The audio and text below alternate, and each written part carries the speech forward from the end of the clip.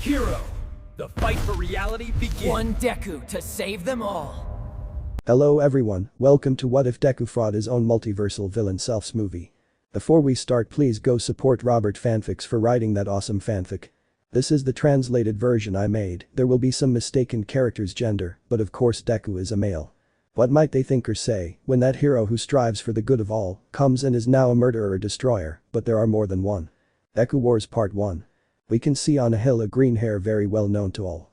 Wearing a suit of the same color, he was looking at the horizon with something that wouldn't leave him alone. It was Izuku Midoriya, the young aspiring hero of the UA Academy, ninth bearer of One for All. Successor to Almight, the now former symbol of peace, due to his retirement as a hero. But right now the disciple of Almight was right now thinking about certain things. Due to the arrival of the future war that was about to come between heroes versus villains. Their task was easy, to help and keep civilians away from the area where the battle was taking place. Deku-kun. The familiar voice appeared behind him, seeing brown hair and eyes of the same color. The black and pink hero costume, with her classmate Uraraka, under the alias Uravity. Izuku. Oh, Uraraka-san, what's going on? Uraraka. I've been looking for you, in 10 minutes we have to leave with the rest of the heroes to play our part. Said the brown-haired girl who looked at the green-haired man, noticing that he had something. Uraraka. Is something wrong? Izuku. I don't know why, but I feel like something big is coming. Seeing his hand he didn't know, but it started to shake a little, as the final battle was about to come, and he didn't know how he should feel. At that his hand was taken by Uraraka, who only showed him a smile that made him blush a little. Uraraka. Everything will be okay, we will be by your side. Smiling and being calm about what she was doing, but inside she was screaming with excitement at doing this. But seeing how the green-haired man just sighed and became serious when he looked into her eyes.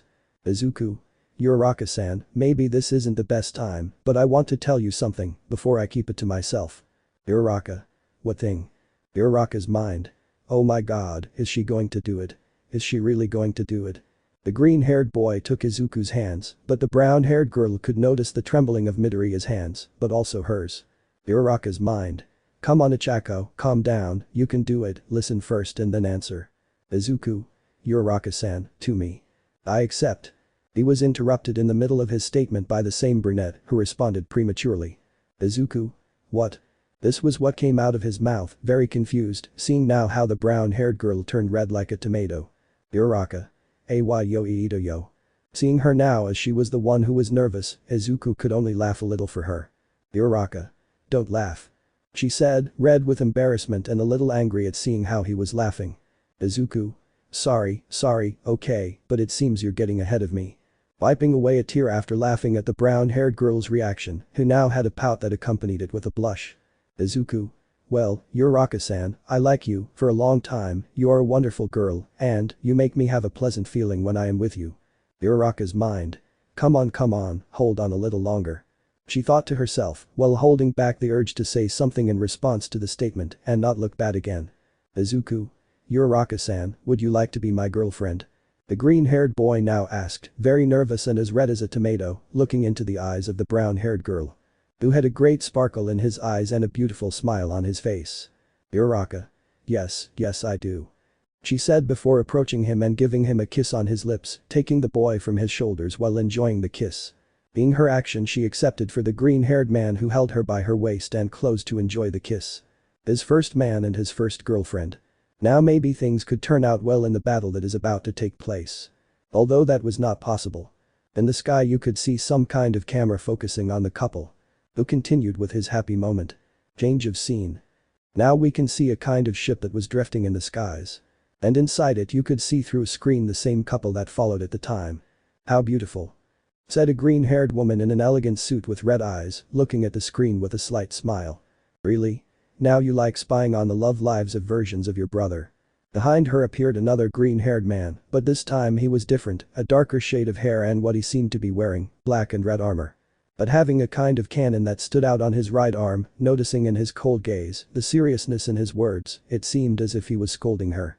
Don't bother me Destroy, are you going to deny how affectionate you were when you said goodbye to your Nagant? Laughing a little as he saw a blush appear on her face, which was barely noticeable due to the colors of her mask. The now known as Destroy just snorted at what the green-haired girl said. Destroy. It's none of your business Izumi, remember instead, why we are here and what our job is. Destroy said to the now Izumi, who only showed a bad face at what was said, slightly moving her hair. Being able to notice now by the light that was turned on in the place, it was clear that they were Izuku. But unlike the one on the screen, who was still in his happy moment with Uraraka, these seemed darker. The one now known as Destroy was an Izuku Midoriya with black armor with red touches, but with crimson or eye-colored eyes that could be seen.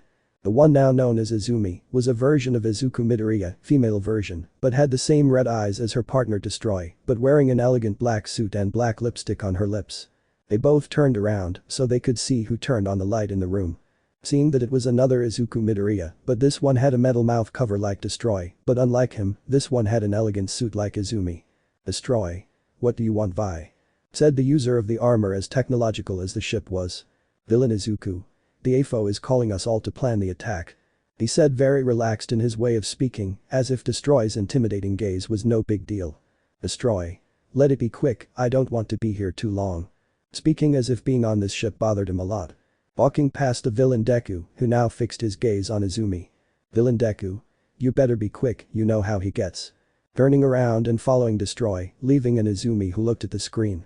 Which only showed how Izuku and Uraraka left the place very happy. Then the screen went black and she took a small silver necklace out of her pocket. Where she pressed and a small photo was revealed where she could be seen when she was a little girl with her mother and little brother. Izumi. Just a little more. Closing the photo and kissing the necklace, putting it in his pocket and heading towards where the other two went. Change of scene. We can see in a main seat of the great ship to be very particular. He was someone already known by everyone in the country and the world. But the very particular case that covered his entire face and now reached his shoulders like shoulder pads. We're all for one.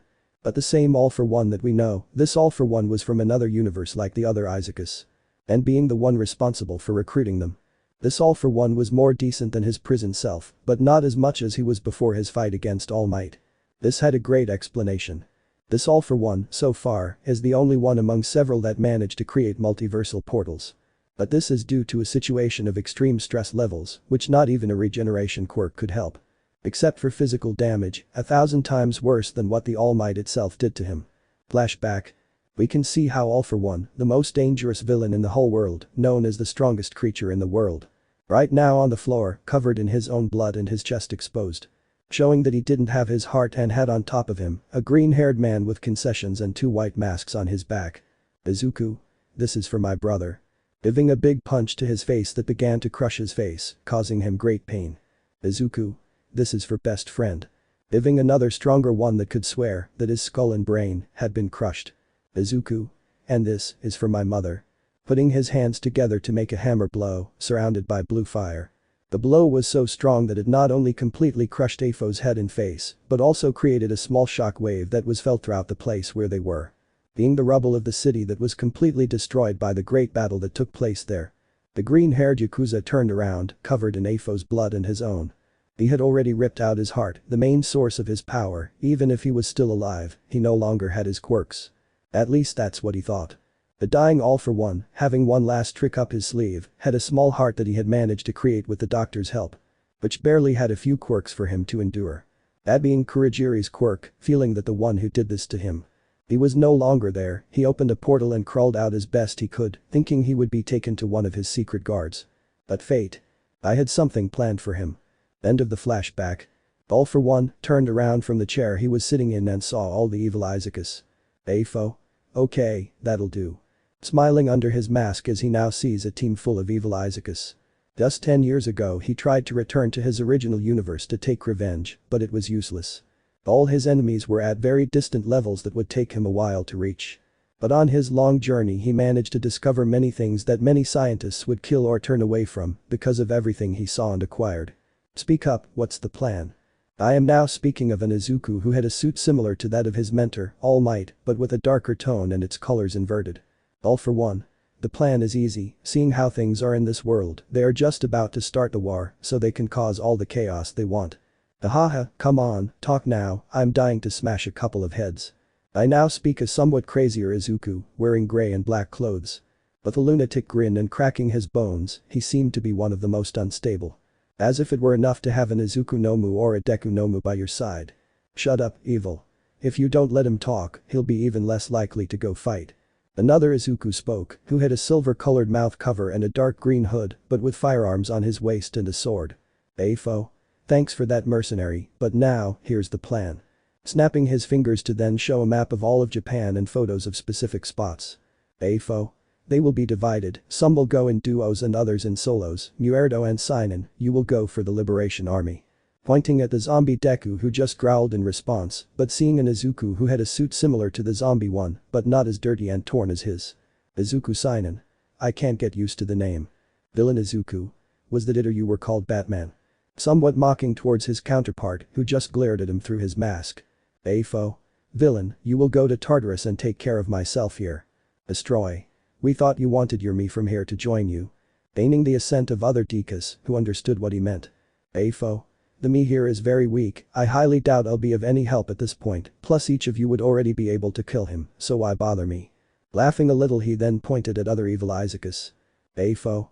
Vampire, Berserk, Bizarro, Yamakumo and Deku might, you attack all the hero agencies you find on the way and kill everyone who gets in your way, the rest, destroy everything in your path and kill everyone. At that, some portals had opened behind all the evil Dekus. Afo. Go and everything I promised you will be fulfilled. Just wait until I rip your head off. This was the thought of some before they went through the portals and began the action. Across the room, Red Eyes watched this whole situation with Afo and the evil Dekus. But then they disappeared into the dark corridor of the ship, patiently waiting for things to unfold. Change of scene. The next day. We can now see how the heroes were about to put their plan into action.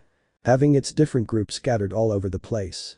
Endeavor, who was leading his large team heading to the hospital to go against Dr. Garaki. Endeavor. The first thing is to get everyone inside out, don't use force against the patients. Understood. That's what they said when they arrived at the hospital, but before they could enter, a loud explosion occurred at the scene. Being so powerful that it sent everyone in the place flying several meters. Endeavor. What the heck? Mirko. Up there. He pointed and saw that he was in the sky, seeing two silhouettes, but one of them came down at high speed to break the ground of the almost destroyed hospital. At the base of the Liberation Army. Sir, we have problems. One of Dobby's men spoke, who was talking on the communicator. Dobby. Are they attacking us? I asked, putting all of his league colleagues on alert. Mr. Compress. The heroes. The roof of the mansion they were in was completely destroyed. And the curtain quickly expanded along with a great roar along with dark lightning. Toga. Izuku-kun. She asked somewhat excitedly seeing how her hero had arrived, but her smile faded when she noticed how different he looked. Outside the mansion. You could see how several members of the Liberation Army had died, staining the ground. Seinen. Where is Tamura? An electronically gifted villain took the lead in trying to stop him. But in a quick blur of speed, the Deku Seinen appeared in front of him and pierced his chest. Holding in his hands the heart of that villain who just fell to the ground lifeless. Deku Seinen. Pathetic, who's next? Seeing the others who trembled with fear at seeing many of their dead companions. That supposed hero was only rolled by dark green rays and launched himself at them. From a distance this was seen by the heroes who were about to go into action. Deadshot. What the hell is going on? In Tartars. We can see how a powerful dark beam was launched at Japan's maximum security prison. Being almost completely destroyed and causing part of the prison to fall into the sea. Villain Izuku. Hahaha, is this what they call prison here? Coming down from the sky to stand in front of all the guards who quickly aimed at him. The green-haired man in a suit just smiled and raised his hand to throw a large flame of fire. But Deku Prime. We can see the green-haired man along with some of his companions and heroes evacuating all the people nearby from the city. Attention all heroes, we are under attack, I repeat, we are under attack. What was heard among the communicators, making everyone nervous. But Deku thought it was Tamura who woke up early, but it wasn't that. Ninth, it's not Tamura Shigaraki, it's something similar to One for All. It was the voice of the first carrier that was heard in Izuku's head, who was very confused upon hearing that. Similar Al One for All. I didn't know why.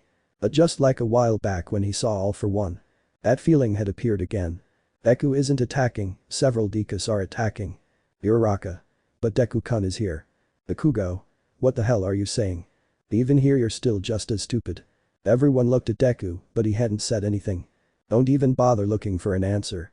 Just know that everyone here is going to die. Destroy had broken the communicator of one of the heroes who had stayed in the city. Seeing all the mess he had created in a matter of seconds.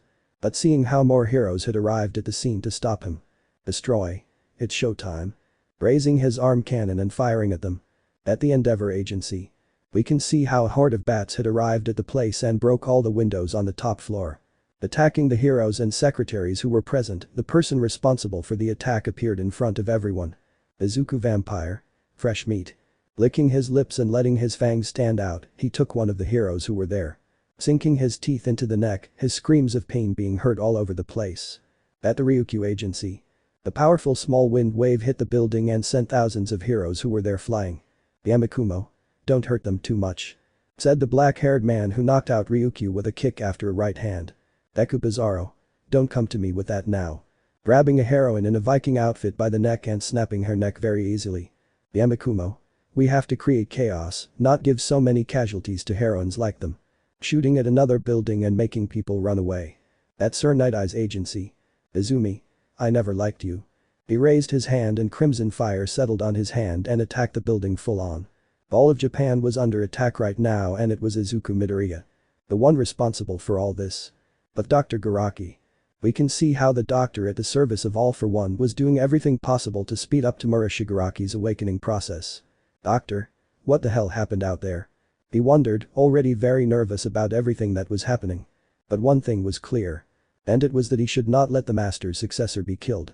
Seeing that the charge was almost 100% complete. But then a loud rumble was heard throughout the place, destroying several jars containing the quirks for the Nomus. So here it is. Behind the Garaki he saw the one who was the bearer of One for All. Izuku Midoriya. But there was something very different about him, and it wasn't just the fact that he was covered in blood or that he had a finger of his Nomus in his mouth. If it weren't for some crimson tails behind him and a black eye with a red pupil. Izuku Ghoul. I'm getting hungry now. Seeing a predator stalk its prey, the doctor trembled with fear and began to back away. Izuku Ghoul. I think I'll start with you and then go to Tenko-chan. Outside the place, all that was heard was horror and the doctor. End of Part 1. Part 2. Deku Wars Part 2. The central city was on fire and all that could be heard throughout the place were the screams of the people and the collapse of the burning buildings. In the midst of the great chaos, the professional hero Death Arms was seen, who had fallen to the ground abruptly. It was clear that he had blood and wounds on his face, but he tried to stand up again. Pathetic.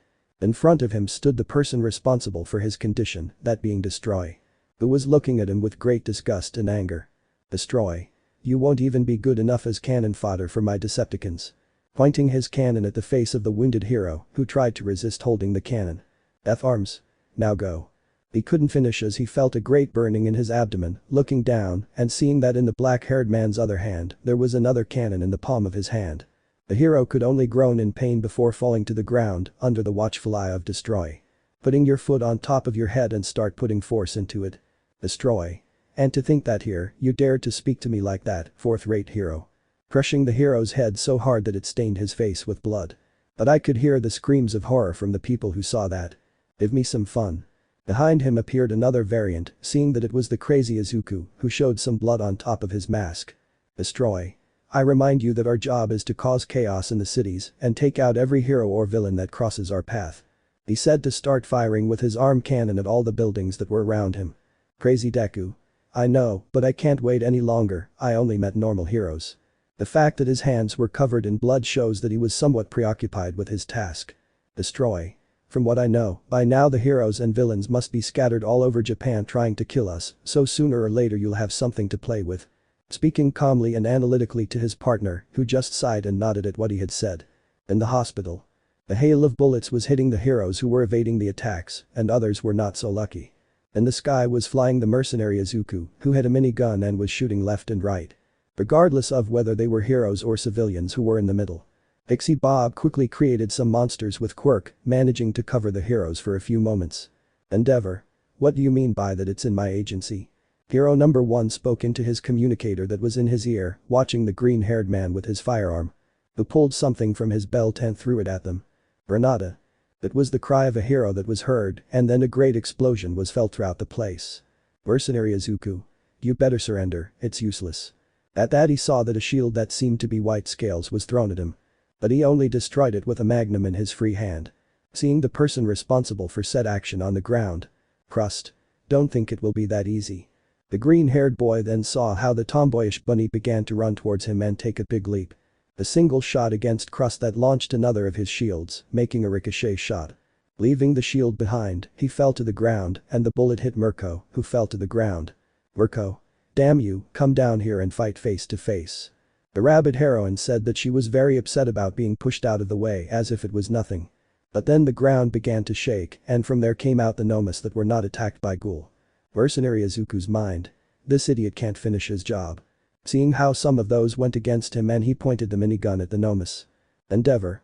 Let's take advantage and go in to go against Shigaraki. The fire hero shouted, holding back a Nomu as best he could with his flames. Izawa, Ryukyu, Present Mick, Mirko and Crust entered the grate that was created by the first intruder. Endeavor's mind. How is this possible? They tell me he's attacking my agency, but he's right here. Seeing in the sky the green-haired man who was firing all the arsenal he had against the gnomes that were attacking him. Izuku ghoul. We can see this one as it was eating the remains of the already dead Garaki. With his internal organs exposed and being devoured by the green-haired man with black eyes. Who was with his mouth full of blood and chewing on a piece of the already dead doctor's arm. Izuku ghoul. Doesn't taste much different than mine. He said, chewing on one of the fingers of the severed hand of the lifeless body of the mad scientist of AFO. But then he fixed his gaze on the still sleeping Tamura, who seemed to be showing signs of moving because of his fingers. Izuku ghoul. I don't know if you hear me, but you know, the you of my world tried to recruit me, took me to the bar where everyone was. If it weren't because you promised me to the UA students at that camp, I would have eaten you at that moment, although of course, after the fall of AFO, you were no longer useful to me, you left me hungry for a long time. Chewing on another finger of his severed hand and wiping away some of the blood that was in his mouth. Izuku ghoul. You know, seeing you like this makes me very curious. The last thing I remember about you from my world is that you were a skinny weakling, you barely had any flesh, I got to your bones very quickly. Being angrier in tone and completely eating Garaki's hand due to anger at seeing the difference between the Tamura he knew and the one in front of him. But then I hear some screams from the same place where he entered. Izuku ghoul. Who the hell is it? They're interrupting my lunch. Standing up and continuing what was left of Garaki's arm, he stood in front of the door. Being able to see in the distance how a small red flame was moving from one place to another in the large tunnel. But then he could better visualize how white hair launched itself at him. Izuku ghoul. Haha, cool rabbit. He said smiling and dropping Garaki's arm and seeing how the rabbit passed by on top of him. Who quickly stood up and saw the entire laboratory destroyed. When he saw Tamura inside a capsule he became serious, but he was surprised to see the dead Garaki nearby. Mirko. Was it you who did this? Watching Izuku ghoul, who only showed his fangs full of blood. Then some heroes arrived with Endeavor leading them. But then a black-haired man stepped forward with his quirk active. Izawa. Who the hell are you? You're not Midoriya, reveal your identity now. The erased hero demanded of the supposed imposter who was posing as his student. Izuku ghoul. I'm not going to tell you, haha. Laughing a little, their crimson tails appeared and moved menacingly. But that confused the heroes, since Izawa's quirk didn't seem to affect him. Izuku. How about this, if you can hold out until Tenko-chan wakes up, I'll tell you how I get there. Endeavor. We are not here to play games. Throwing a huge flame at the cannibal who only put his tails in front of him to block the fire. Mirko had to move aside to avoid being hit by the attack. But the remains of the laboratory and Garaki's corpse were completely burned by the attack. When the fire had already ended, the smoke vanished due to the movement of Izuku ghoul, who pointed his tails at all of them. Izuku ghoul. Time to eat. At the base of the Liberation Army. We can see how the place was already a complete chaos, several lifeless bodies of heroes and villains. The heroes, seeing how things had gotten out of control, this was already a free-for-all. The zombie Deku was already attacking relentlessly, not caring who was in the middle. Haminari. Dude, what the hell is this? Watching with much confusion and horror at the Dekus duo. Deku Seinen was on a rampage killing villains non-stop, even killing those who begged even when they were defeated. Hinoko. This is horrible. Orca gang. Step aside. Said the hero who launched a sonic wave against Deku Seinen, who barely managed to evade it. Deku Seinen. Another fake hero who gets in my way. Shout to fire a concentrated fist with air plus the Fajin, being similar to the air cannon. But this one hit the orc hero squarely, who fell to the ground abruptly from that attack. Abi. We have to get the beast out. Said the villain, seeing the already dead Spinir and Genten, the latter being one of the strongest to fall. Twice. Dabi is right, go for Gigantomachia. Creating more clones of his companions to continue attacking the heroes and the zombie Deku. Who seemed to never tire and continued attacking anyone who crossed his path. Mount Lady, who saw all the chaos, tried to take the Deku Seinen with her hands. Mount Lady. Enough is enough, boy. But then she was pushed by the force of the seinen, who quickly pushed forward with great force. He gave a big blow to the head of Mount Lady, knocking her down with everything he had with his one for all. Deku seinen. I never liked you. Seeing how she fell fully in her giant form, also leaving many in the place to be hurt by her or by the shaking that caused her fall. At that he felt something approaching him and quickly moved to avoid a flare of blue fire. Seeing the person responsible, he lunged at Dabi, who prepared another attack. Deku seinen. Tuya Todoroki. I scream at the top of my lungs, and this left the black-haired man with the blue fire quirk speechless. Who was left blank. How do you know that? Aya. He came out of his thoughts when he heard twice his scream, and the rest of the league saw how Hawks took the opportunity to stab him. This left those present perplexed, especially the students who saw this. But Dabi didn't say or do anything, due to being sent flying by a punch from the green-haired man that hit him in the face. The Deku zombie was roaring at the top of his lungs, killing anyone who got in his way. But then Midnight and Edgeshot stood in front of him. Seeing them, he just roared and grey lightning surrounded them along with whips that spread all over the place. Midnight. It's not Midoriya, but we have to stop them. Edgeshot. Understood. Near the place Tokoyamiya watched the scene in shock. But Deku Prime. Attention everyone, we urgently need heroes, Tartars are being attacked. Everyone was surprised to hear that, but they knew they had to do something. Lita. What do we do now? I asked, confused and desperate about what was happening. Vernon. One group here will take care of the civilians, another will go now. He couldn't finish when he saw how portals appeared in front of some of them. And though some whips caught some. Uraraka. Deku-kun. The brown-haired girl shouted as she took him by the hand to help him, but was pulled along with him. Students and heroes from all over Japan were scattered to different areas. But villain Izumi. We can see how the entire city where the evil female version of Izuku was completely destroyed and on fire. Having behind her the agency of Sir Night-Eye completely on fire. Izumi. Haha. Laughing and watching the portal that was opening down there in the ground. They'd better do a good job, plus a personal vendetta. I speak here through the communicator that all the evil Dekus had, who at different points. Plus those who were being attacked by cities and agencies. Izumi widened her smile and flew towards those who came out. Bakugo. What the hell happened here? The Policeniso spoke when he saw how every city he was in was completely destroyed. Having as companions Abara, Sato, Away sent Seiya. Being just as confused as he was by everything that was happening. Izumi. Can you go out and play, Kakin?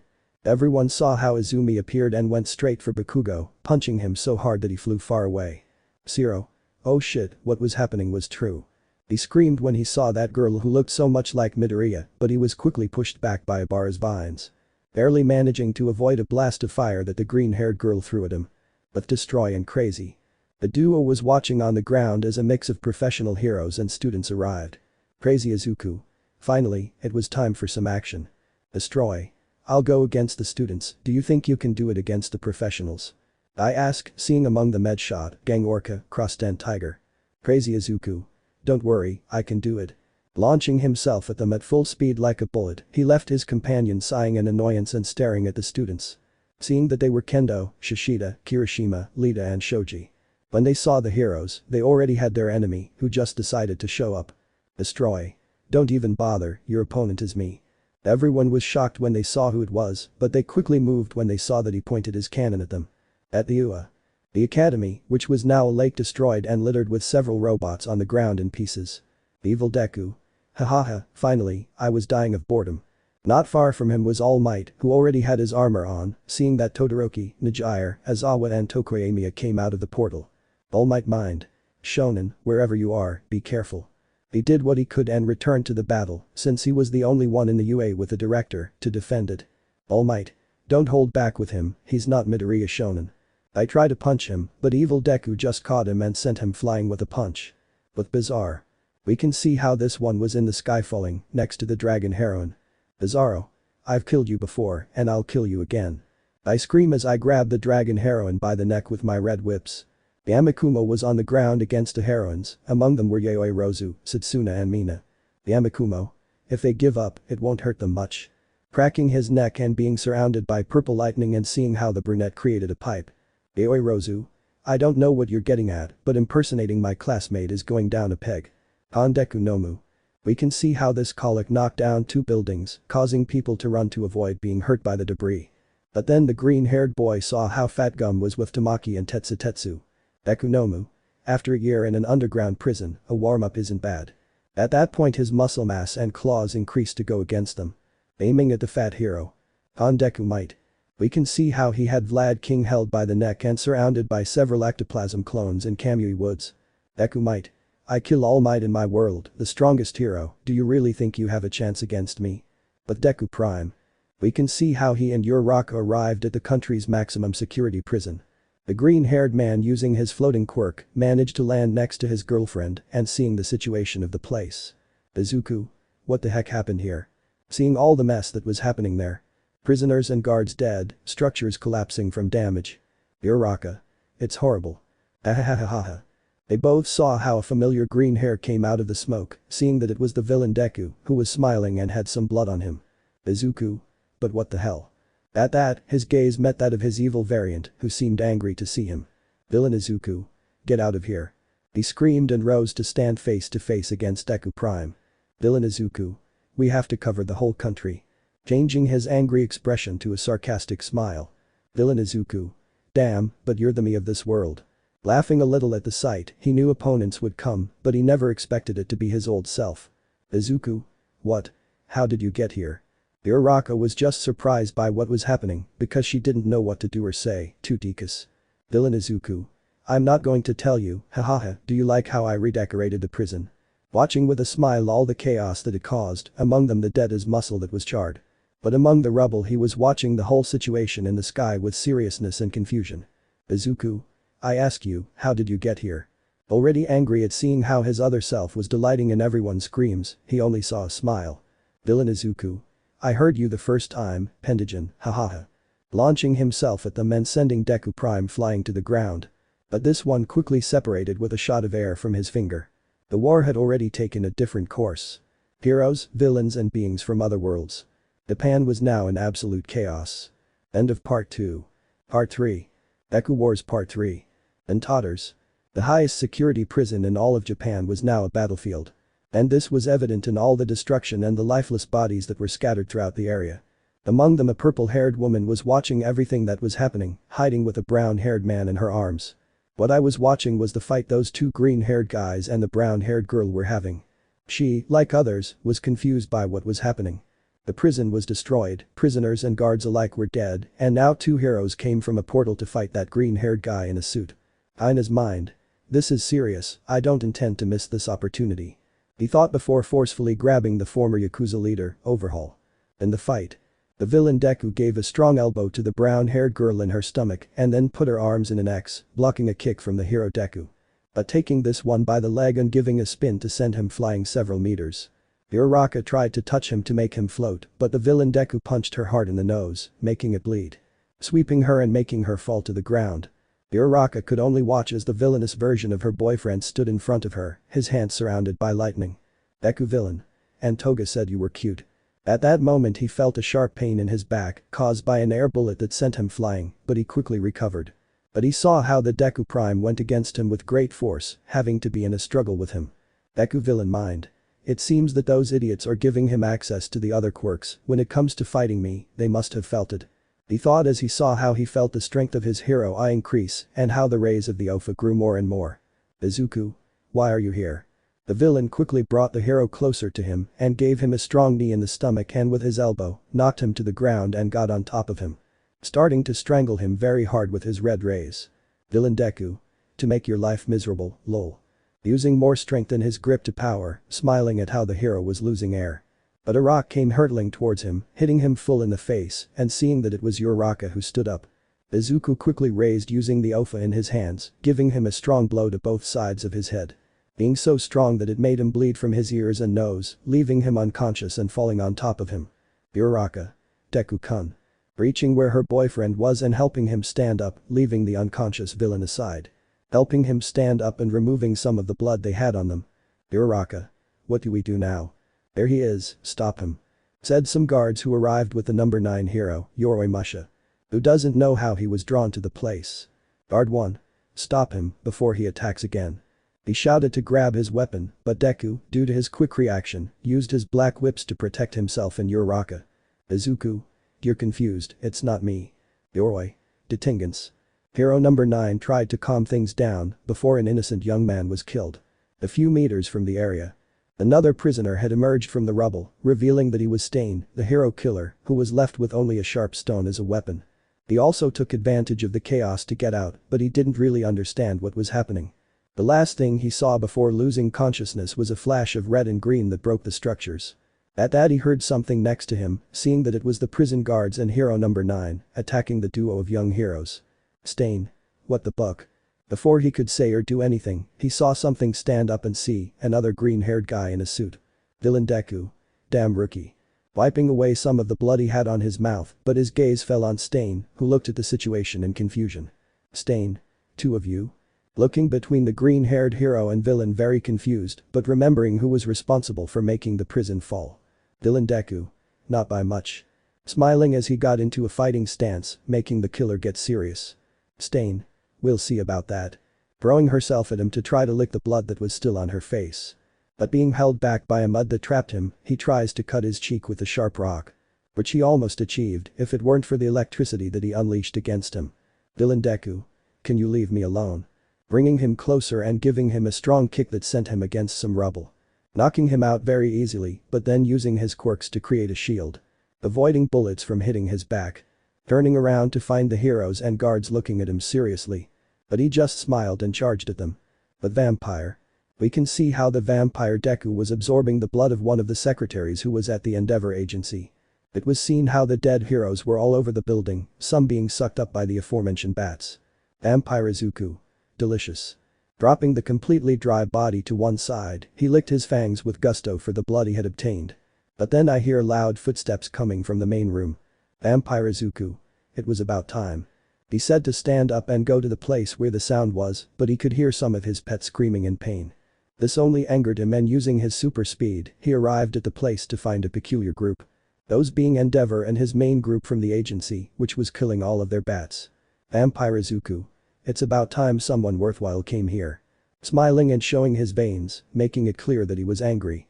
Endeavor. Who the hell are you? You're not Deku at all. Vampire izuku. Do you want to know that much? At that he lifted his cape to let out a bunch of bats that went to attack. Vampire izuku. If you want to know, you'll have to kill me first. Jumping to go against the fire hero who imitated his action. Endeavor. Burnin, tell everyone else, these aren't Deku, they're imitators. Sending the pale green-haired boy crashing into a flame, he fell slightly injured, but his wounds were quickly healed. Burnin. Understood. Using her hair fire to attack all the bats that get in her way. Vampire izuku. You're as bad at fighting as you are at being a father. Laughing and managed to cut Todoroki's chest, who upon seeing the wound, used his fire to heal the wound. Vampire izuku. I hope you're ready to dance. But Destroy and Crazy. We can see how Destroy was now dodging Kirishima's attacks without any problems. Who seemed to be somewhat desperate and tired. Destroy. You're just as ridiculous as I remember. Giving him a super punch in the arms of the Redeed, who covered himself, but that only caused his arms with their maximum hardening to be broken. Kirishima's mind. It's like that time. The memory of when he faced Rappa of the Yakuza came back to him, and it happened again. But then he was grabbed by the neck by Destroy, who looked at him seriously. Lita quickly tried to help her friend, but he was shot by Destroy's cannon, which sent him crashing into Shoji, causing them both to fall to the ground abruptly. Destroy. I never liked you, I was just your friend out of pity. Those words were so much harder than any blow he had ever received. He considered Midoriya to be one of his great friends, but seeing someone similar to him and saying that to him. Don't believe him. At that, a large fist was placed in the middle, forcing the green-haired man in armor to release the Redeed. Shishida quickly in his beast mode tried to attack him with all his might. Hendo. Red Riot, are you okay? The pity. That was what the Redeed, who was on the ground without his quirk active, whispered. Hendo. Don't believe him, Kirishima-kun, he's not Midoriya. Maybe I don't know Midoriya-san well, but I'm sure he wouldn't say something like that. At that, it was felt like a body fell to the ground, and they both saw how Shishida had fallen. But the top of his head had exploded, and Destroy's cannon was smoking from the recent shot he fired. Destroy. Beasts like you are the ones that bother me the most. At that he turned around to show that he had some blood on his face. Destroy. One down, who's next? At that moment, Lita and Shoji returned from the rubble and saw their companion dead. Shoji. Damn you. Launching into an attack alongside Lita against Destroy, who didn't seem to care, he just brought his hands together with energy and slammed him to the ground. being a sonic wave that sent everyone flying because of that. Hey, be careful.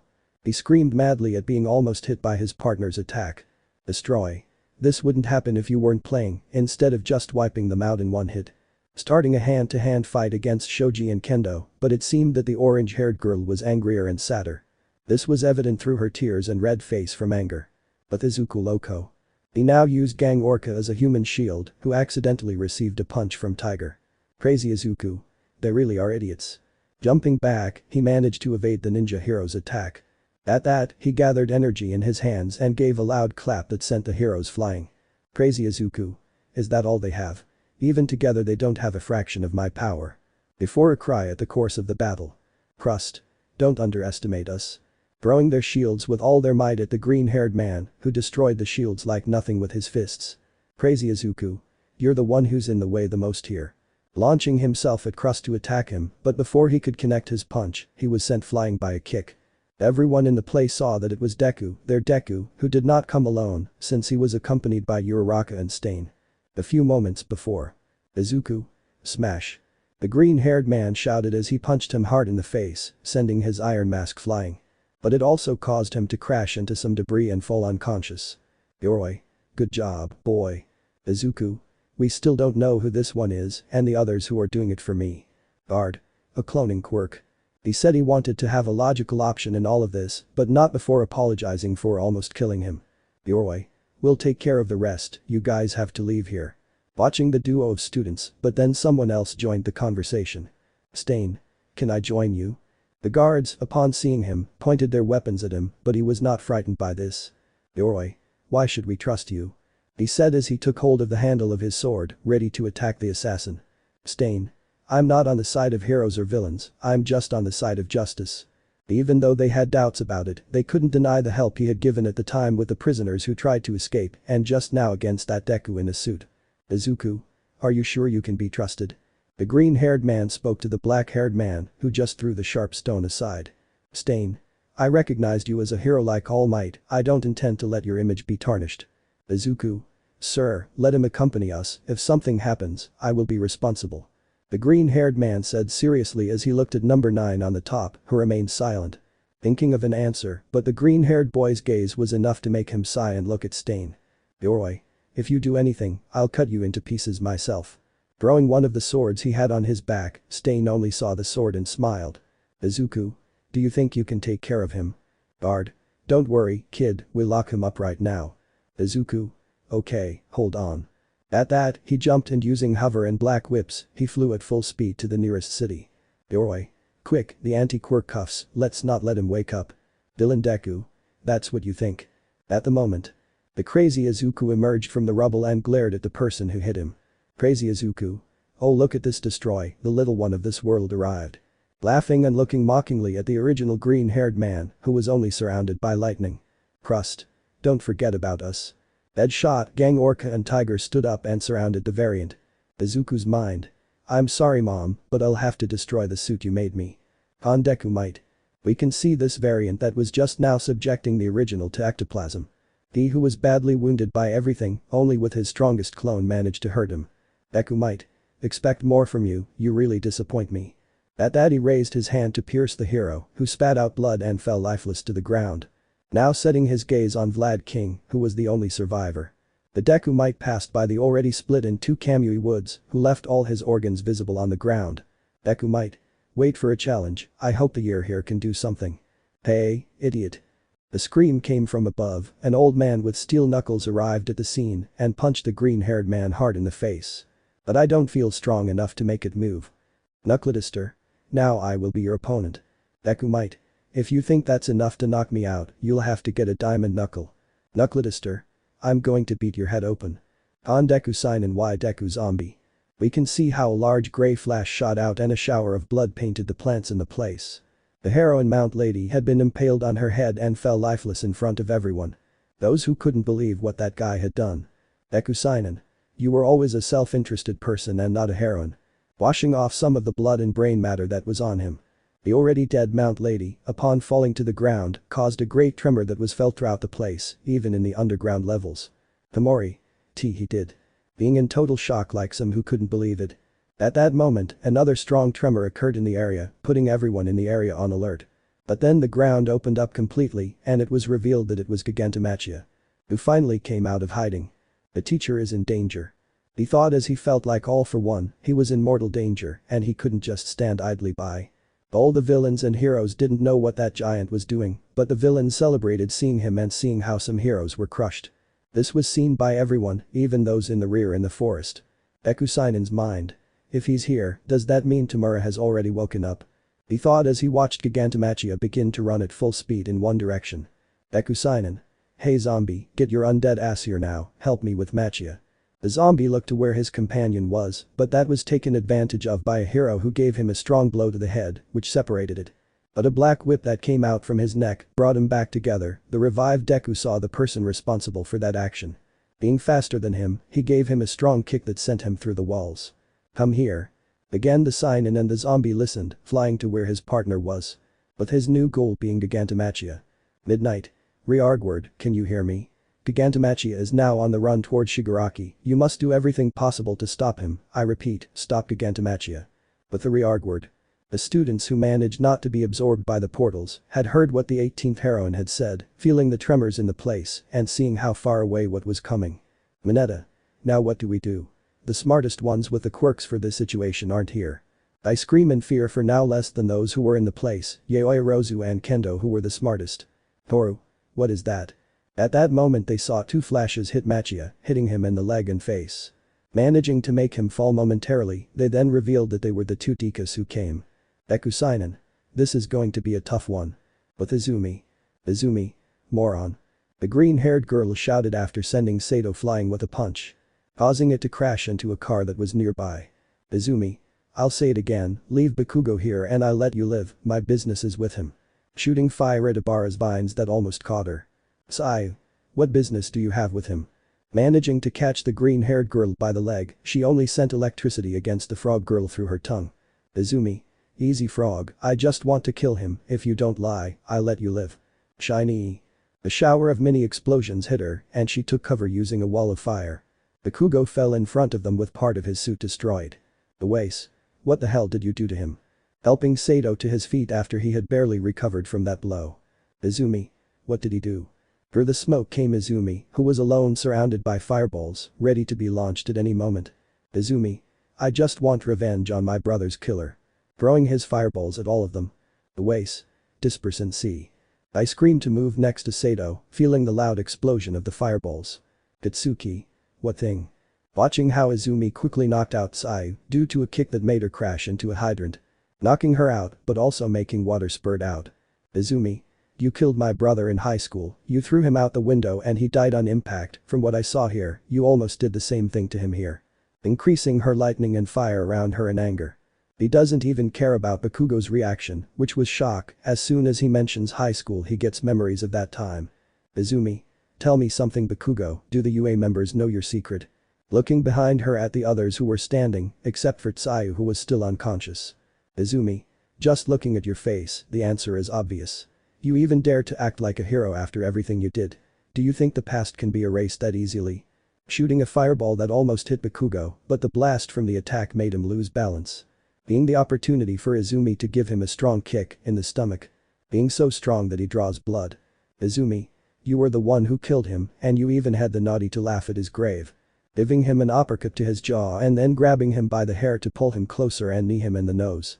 Making him bleed and stain his face and the floor. Izumi. You're not a hero. You're just a killer in disguise. Elbowing him with fire all around him, leaving a burn on his left cheek. Izumi. Do you think that a simple sorry will solve all the harm you did? Putting his fists together to give him a strong fire cannon on his chest, being so strong that it sent him flying and leaving him with a big burn. The others who could hear and see everything were in shock. Those in Class A already knew what Bakugo was like with Midoriya, but did it get to that point? Seiya, who had barely regained consciousness, could hear what was happening. Seiya's mind. Did he do the same thing here? Watching how the green-haired girl got on top of Bakugo, who complained in pain from where Izumi was stepping. Being the place where the burn was. Izumi. At least they'll do the whole world a favor. He put his hand in front of Bakugo's face, who just looked at him in fear. Izumi. You would have died with that mud villain. Preparing an electric cannon, being so charged that it was felt all around him. Han Deku Nomu. We can see how he pierced Fat Gum's stomach with his claws, bathed in the hero's blood. The aforementioned only fell dead in a pool of his own blood. Deku Nomu. You don't think I was going to let you use all your energy to finish me off, do you? Seeing the already dead hero on the ground, but then he felt himself being caught by tentacles. Tamaki. Damn it. He shouted using his Kraken move, subduing the Deku Nomu, who resisted with everything he could.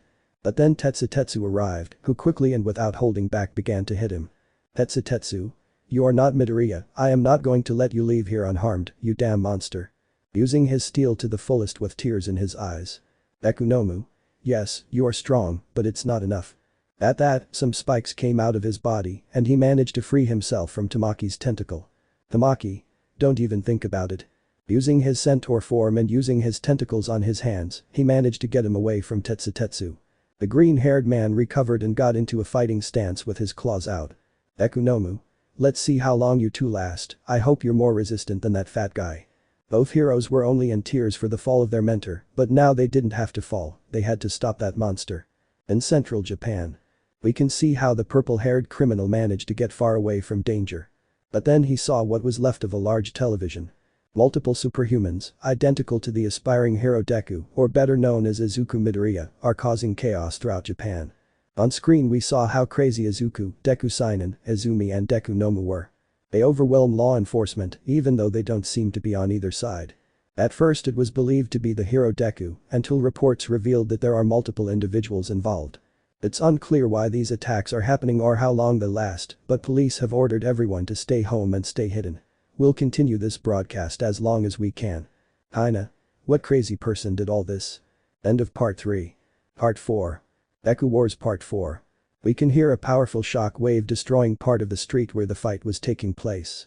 Noticing that they were Deku Prime, along with Uraraka, fighting against Crazy Deku.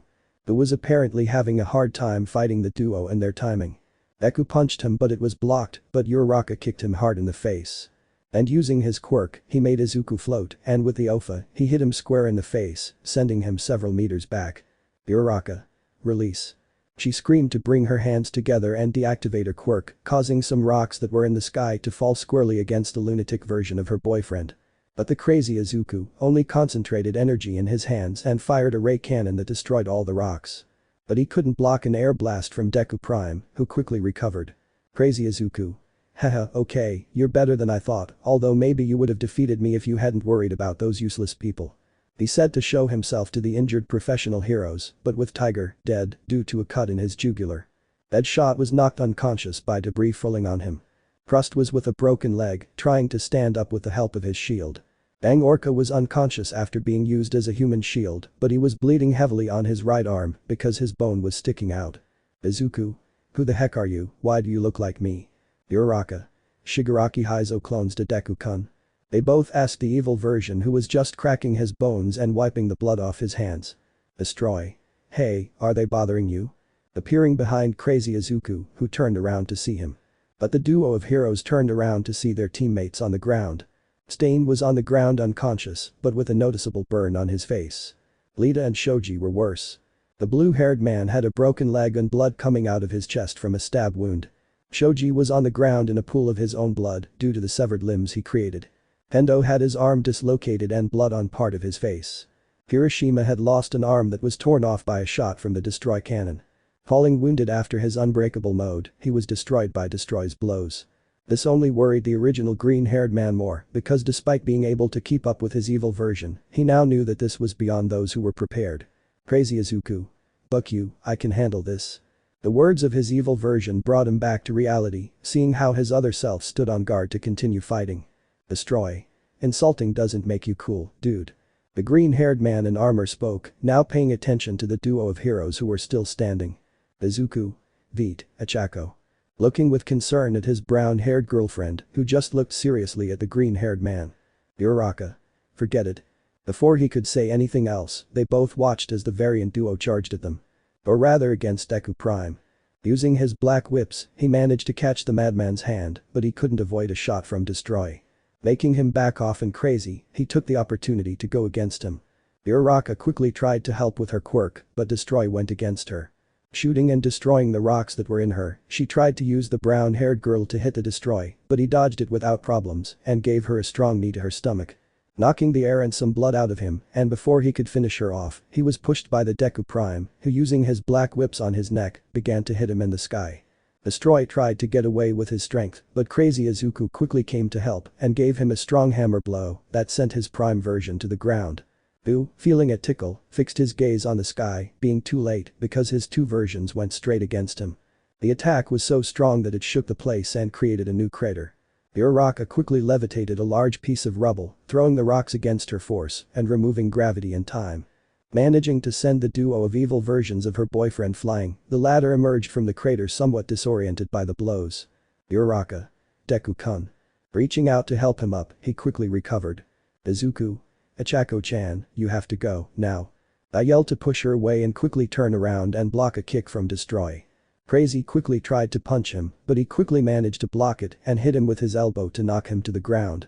Destroy using a lightning quirk managed to disorient his prime version, being the opportunity to be taken for a madman and leave him alone. Uraraka levitated rocks again to defend herself from the green-haired man in red armor. But he quickly grabbed her by the foot and, using a lot of force, managed to break her leg. Causing her to scream in pain and then being pinned to the ground by a strong punch to her stomach that made her fall against the concrete. This was so strong that you could see the brown-haired girl bleeding from her mouth and head from the strong blow. This was seen by Lita, who managed to recover with difficulty as best she could despite the pain. Lita. Uraraka-san. She screamed when she saw the state of her friend on the ground, as well as seeing the person responsible approaching her. Destroy just prepared his hand cannon as he approached the chestnut-haired girl. Destroy. Ah, I've always hated you. Pointing his muzzle towards Uraraka's face. Ichako. The scream came from behind, and when he turned around he was sent flying into the sky. Due to the strong push from Deku Prime, he used Izuku Crazy and sent him flying against him. They quickly managed to stabilize in the sky and see their other self. The green-haired man quickly went to his girlfriend and took her carefully. Izuku. No, please no. Worried and somewhat upset to see how his girlfriend ended up for not helping her. Now what, Deku? The aforementioned saw his other selves in the sky, who seemed to be very calm. Or rather Destroy, who was very calm, being the one that was the least damaged. Unlike Crazy, who seemed to be covered in a lot of blood and had some injuries. Destroy. You can't save her and fight us at the same time. He said dryly to his hero self, who just looked at them with anger. Crazy Izuku. Yes, you were worth it, bro. The green-haired man in his prototype suit said with some grace, looking mockingly at his hero self. Who didn't know what to do now. They were supposed to just evacuate the people and wait for their moment to act against Shigaraki and his army. I never expect something like this to happen. Crazy Izuku. Careful. I yelled to block and start hitting some horns that were headed towards them at full speed. Destroy. These are from. Boom, crash. A loud scream along with a slight tremor was present in the place, where a great wall of onomatopoeia separated the evil versions from the heroes. Hendo. Glad to see you. The orange-haired girl said that she was helped by her blonde-haired friend Americana, who did not hesitate to use her horns to get the wounded out of here. Izuku. But how? At that the boy with a comic book face, Manga Fukudashi, came closer and showed what he said. The other you, who looks darker than you, sent us through portals. Izuku. Myself what? Han Deku-san and Y Zombie. The Izuku duo could be seen fighting against Gigantomachia, who already looked somewhat injured and tired. Deku-san. Damn, they're getting close. Sensing with his danger sensor the presence of the heroes and villains approaching them. The zombie Deku looked at him and began to growl and move his fingers as if he was talking. Deku-san. I only sent them away from here because they have nothing to do with this, they haven't committed any atrocious act yet to be in my sights. He spoke to his undead version, who then pointed in the distance to the lifeless body of Mount Lady. Deku-san. Oh please zombie, instead of being a heroine, she was an exhibitionist, she showed her body more than doing heroic acts. At that he touched his forehead with some discomfort and looked at his partner. Deku-san. Sometimes I hate being the only one who understands you. At that moment a shadow appeared over them, the hand of Gigantomachia moving towards them. Deku-san. Muavit. He screamed to get away from the attack, his action being mimicked by his undead self. But the blow of Gigantomachia was so powerful that it sent several trees and some heroes and villains flying far away from the place. Due to the strong wind wave caused by the giant. Deku-san. Let's end this, zombie. I screamed to be surrounded by his dark green rays all over my body and zombie by dark rays. where both went straight against Afo's bodyguard, who only took several trees and threw them at them. At the base of the Liberation Army, we can see how the heroes and villains were still fighting each other. But it seemed that the heroes had the advantage, since most of the villains had died at the hands of one of those izukus. Among them are the most important members of the League of Villains and leaders of the Paranormal Army. Like Spinneer, Mr. Compress, Koku and Jeton. Abi was badly injured, having a large wound on his chest from being pierced by a fist. Courtesy of the Deku Seinen, who managed to give him that wound out of confusion for having shouted his name. A name that until now had been kept secret for years. Toga. Are you okay? Can you walk? He said, arriving next to his partner, who was holding the place where he was attacked to avoid blood loss. Abi. I can barely stand up, but if I stand up, the blood will keep coming out. Toga, wearing her schoolgirl sweater, tied it tightly over Dabi's wound, who groaned a little from the pain. Toga. Ready, hold on to my shoulder, we have to go with Tamura to regroup. Abi. I understand, hey you. Tomoyasu. What? Hidden in the middle of some rubble to avoid being seen. Abi. Come with us, tell the others to split up and we'll meet at one of the hideouts. Tomoyasu. Yes, of course I understand. Starting to type as fast as he could the message to his remaining men. At the UA. Several destroyed robots and the academy could be seen on the ground with some damage. And in the middle of it all, you could see two unconscious young men, noticing that they were Shoto Todoroki. Who apparently had reached their limit and due to the injuries they had sustained during the fight. The others were Kyokajiru, who was bleeding from his head. Barely standing due to the pain I was in. Near her were Najire and Tokoyami. The sky blue-haired girl had a broken arm and a metal rod that went through her left leg. In addition to a burn on his stomach. Tokoyami was the only one of them still standing, trying to get back into the fight with the help of Dark Shadow. Ahaha, this is amazing. It was the cry of someone who was fighting against Almight, who was already in his armor for a special occasion. But apparently, the situation warrants it before time. Evil Deku. Come on, let's go, one more. The green-haired boy shouted, upset, being hit by Aizawa who kicked him in the face. But this seemed to do almost nothing to the green-haired man, who only licked the blood that came out of his mouth. All Might attempted to attack from behind with the full force of his armor, but was quickly sent flying by a spinning kick. Aizawa tried to help by throwing his scarf, but Evil Deku managed to catch it and pulled him towards him. Evil Deku. Your erasing quirk doesn't work on me, eraser. I screamed to finish him off with a punch on the ground and stomp on his arm hard, breaking it. Making the black-haired man scream in pain, looking with some hatred at the poor man who looked like his student. All Might. Shota. He screams to be propelled by his armor's engines and managed to catch Evil Deku with his whips. Starting to hit the imposter's face with all his might. All Might. You are a bad imitation of Midoriya Shonen, poor monster. Giving him a super uppercut that made him spit blood, followed by an elbow blow that managed to knock out two of his teeth. Evil Deku. Hey, I don't need any more motivation to kill you. He said as he continued to be beaten by the former symbol of peace, as if his blows didn't hurt them at all. Evil Deku. But hey, insult me if you want. Giving him a strong blow that sent him flying, noticing that it was Red Rays. Evil Deku's mind. Damn it, I have to tear out Eraser's eyes, I can't use more than half of my power. At that moment he saw that more robots appeared and tried to take the green-haired boy. But he grabbed a piece of debris from the ground and threw it at one of the robots, breaking its head. The other grabbed him by the shoulder, but Evil quickly split him in half, but then he ducked to avoid a punch from All Might. Who only saw that version of his successor, smiled mockingly and was sent flying by a strong punch to his chest, breaking his armor, leaving only the part of his feet. But falling unconscious from fatigue and pain. Evil Deku just saw all the destruction he made around him, destroyed robots, the aspiring heroes unconscious, a professional hero in the injured and motionless and a retired hero not moving. Looking behind him at some rubble, from which a white leg could be seen. Evil Deku. Damn, I always do the same thing, I kill them quickly, without torture, without screaming, without fun. Digesting he went to where Aizawa was, who could only look at him with hatred with his quirk. Evil Deku. Damn, I hope to at least meet Machi or Tamura once I get out of here. Not yet, we're dead. The green-haired boy saw a large shadow figure behind him, also noticing Tokoyami, who was the one controlling Dark Shadow. Evil Deku. Son of. He was unable to finish as he was slammed hard into the ground by the shadow being's giant fist. Which began to give multiple attacks with all the strength that anger gave him, being so strong that the tremors of the attacks could be felt. Tokoyami. You're not Midoriya, damn you, I won't let it tarnish my friend's image. He screamed at the top of his lungs, still attacking again and again, so much so that he had formed a large crater where he was hitting fiercely. This was seen by Momo, who stood up as best she could and with the help of a cane, I believe, began to approach where the fight was taking place. "Jiru. Tokoyami-san." He shouted to get the attention of his partner, who seemed to have regained consciousness. Breathing heavily, and Dark Shadow began to shrink until he hit the ground. When he managed to calm down and Dark Shadow saw the crater where he was hitting. Dark Shadow. "Hey, viejo." The crow boy and the girl saw the already dead evil Deku in the crater.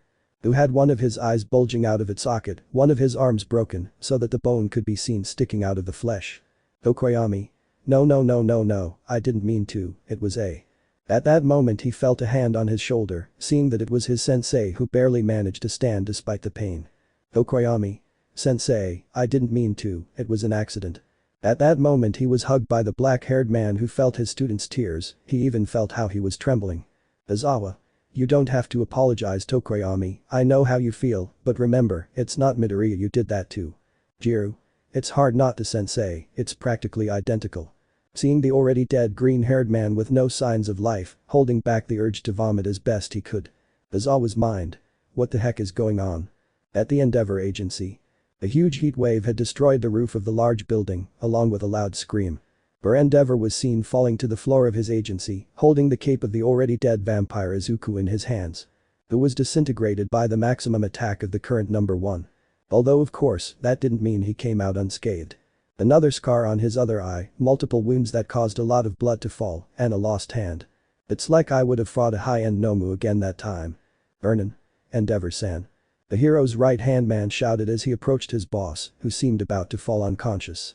"Endeavor. I'm fine, how are the others?" He said to try to stand up, but it was useless, he fell on his butt to the ground. "Vernon. I'd like to say good, but that would be a lie." Now seeing his companions who had died at the hands of all the bats. The latter also fell dead with the death of their master. Endeavor. Not what the hell is going on right now, but this might be worse than tomorrow. Vernon. What should we do? Endeavor. There's no time to waste, call all the heroes and have them go to the UA, we'll meet to think about a counterattack. Vernon. And what will happen to the villains? Endeavor. I don't think it's our problem too, what I could see before appearing here, the Dekus, they attack heroes and villains alike. Izuku Ghoul. We can see how he had a purple fur arm in his hands and a rabbit ear in his mouth. Watching with great amusement the rabbit heroine, who was beyond furious. Izuku Ghoul. I have to admit, you're delicious, if only I had a little sauce you taste better. He said to spit on the rabbit's ear because of the hairs it had. Virko. Say what you want, conceited one, I'm going to wipe that damn smile off your face with a kick. Izuku Ghoul.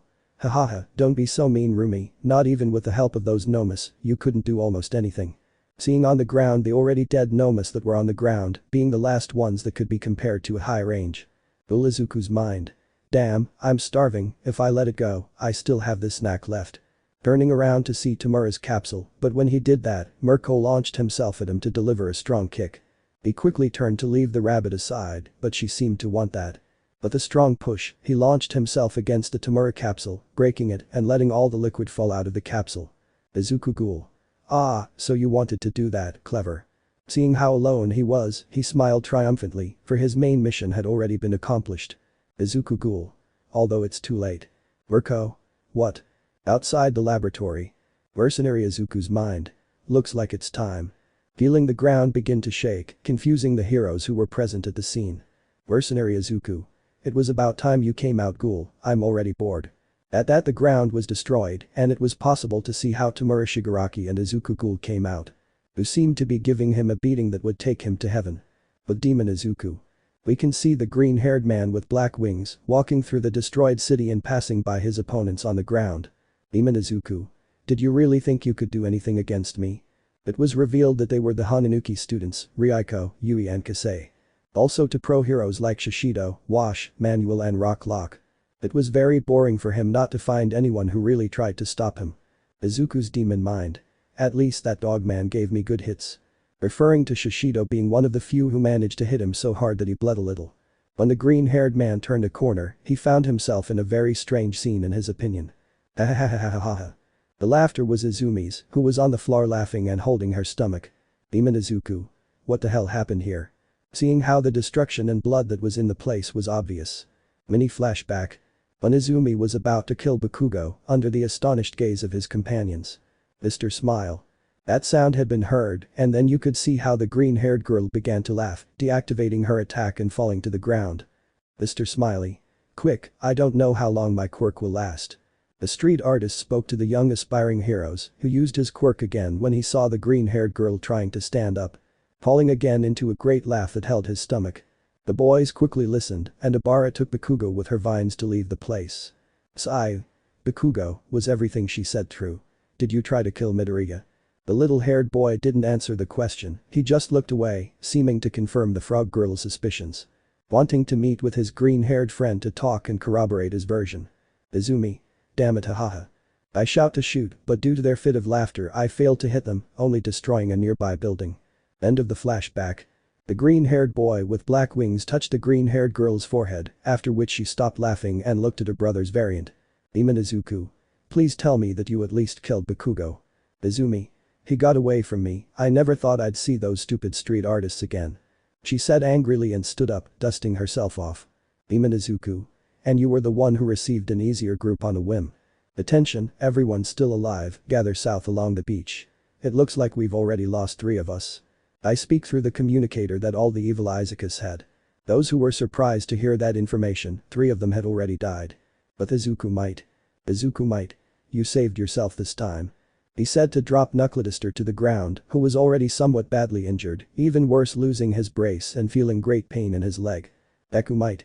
I have to admit it, old man, you are very brave to fight against me, even knowing about the situation of your leg, just for that I will let you live, but if you get in my way again, I will not be so merciful, or do not expect one of the others to be kinder. Stepping on the guard's leg, he screamed in pain, then flew off at full speed to the meeting point. But Bizarre and Yamakumo.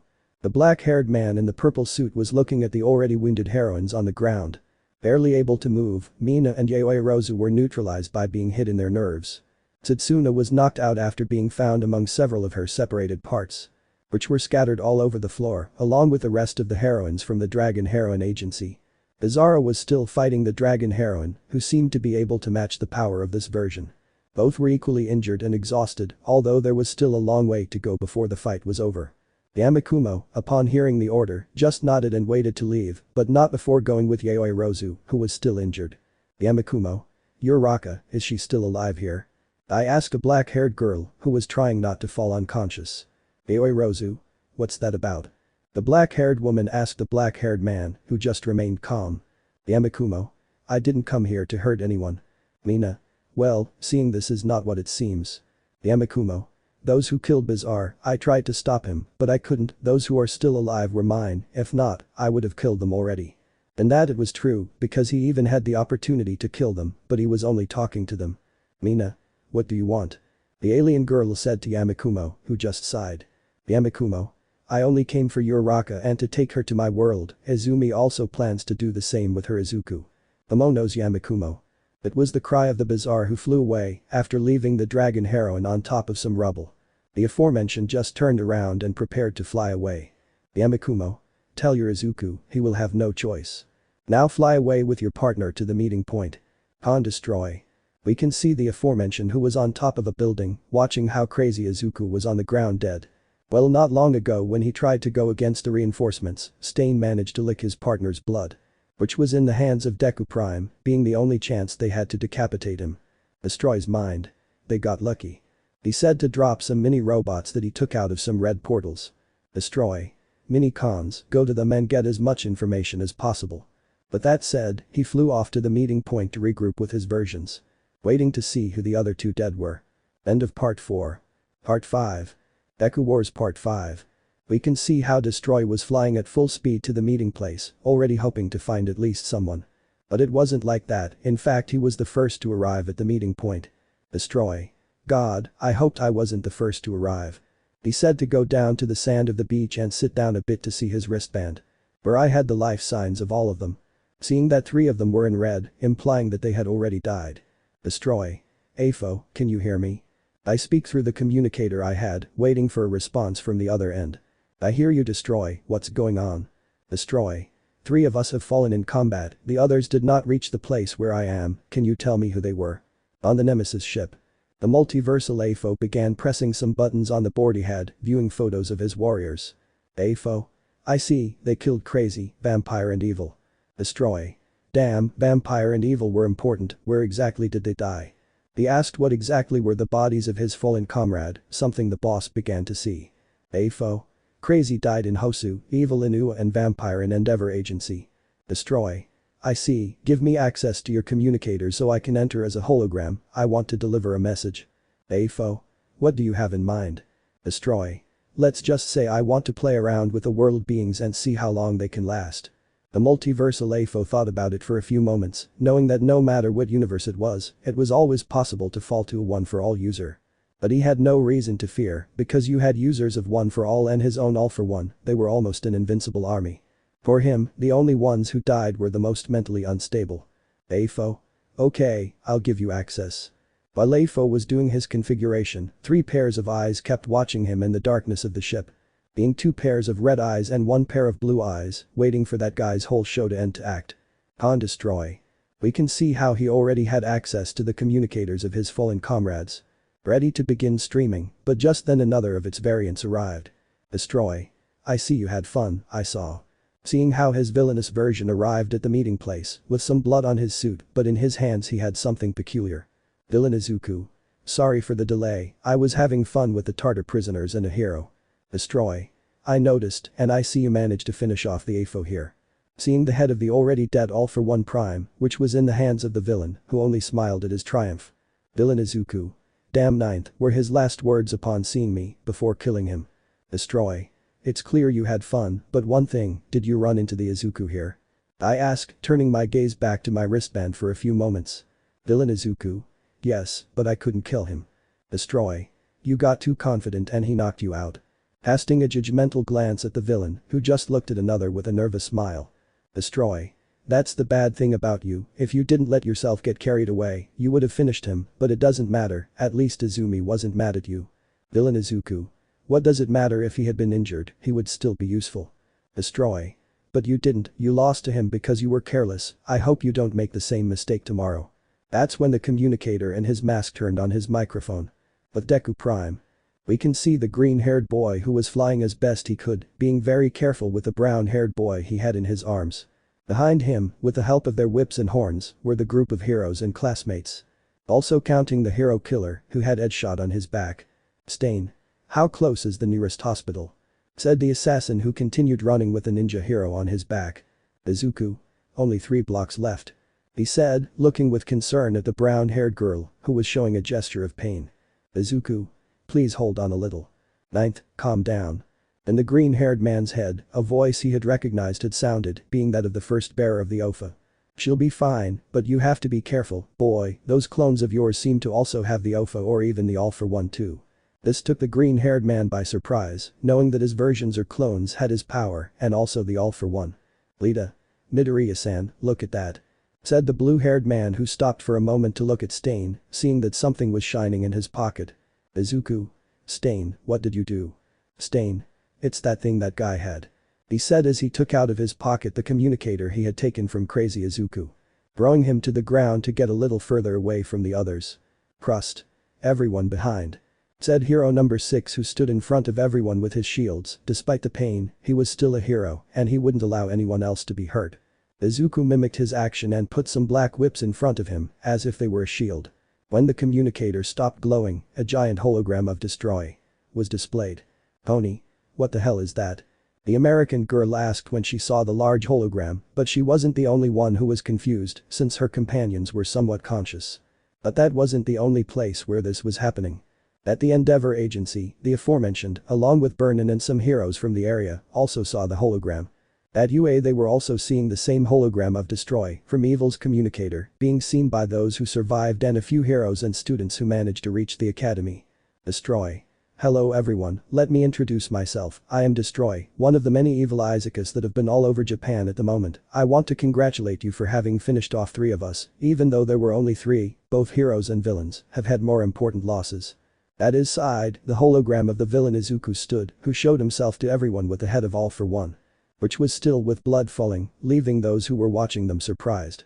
More to those who were in the UA, including Almight himself, who could not believe that he was their greatest enemy. He may have finally died, but in this way and by someone who resembles his successor. Am 9th. The voice of All for One was present, especially when the head that was moved by the green-haired man in a suit said it. As if he were a puppet. Villain Izuku. Those were the last words he said to me before I beheaded him. Destroy. Stop playing around. As I was saying, we've decided to play a little game with all of you. It's about seeing how long you survive our attack. This is just the first day. The maximum will be 3 days. It's not much, but it's enough for you to finish off some of us. In this way, the rest of their versions were able to unite, who appeared as holograms before everyone else. No one could believe what they were seeing. What was on the news was true. Multiple people like Izuku Midoriya attacked the city at the same time. The heroes and what remained of the league noticed that one looked like a Nomu, another that was almost the same as the Izuku they knew, but with a darker tone and the cape of a veteran hero. Destroy. Things will be like this, we will go in duo or alone to different parts of Japan, and we will slowly hunt down heroes, villains, and vigilantes alike, but they also have a slight disadvantage. At that moment, everyone saw how 4 photos appeared in front of everyone. Irinda Izuku Prime, Tamura Shigaraki, and Ever Y Stain.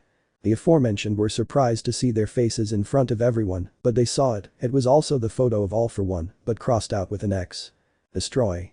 As you can see, our objective is to eliminate these individuals, but if you manage to survive until day 3, regardless of whether it's only 1 or 2 that survive, if we don't manage to finish them all off, we'll leave you alone. Sounds like a good deal to me. Ekunomu. I like that idea. Izuku Berserk. Hunting game, I like it. It was a game. For them it was just a game to end the lives of others as if it were nothing. Destroy.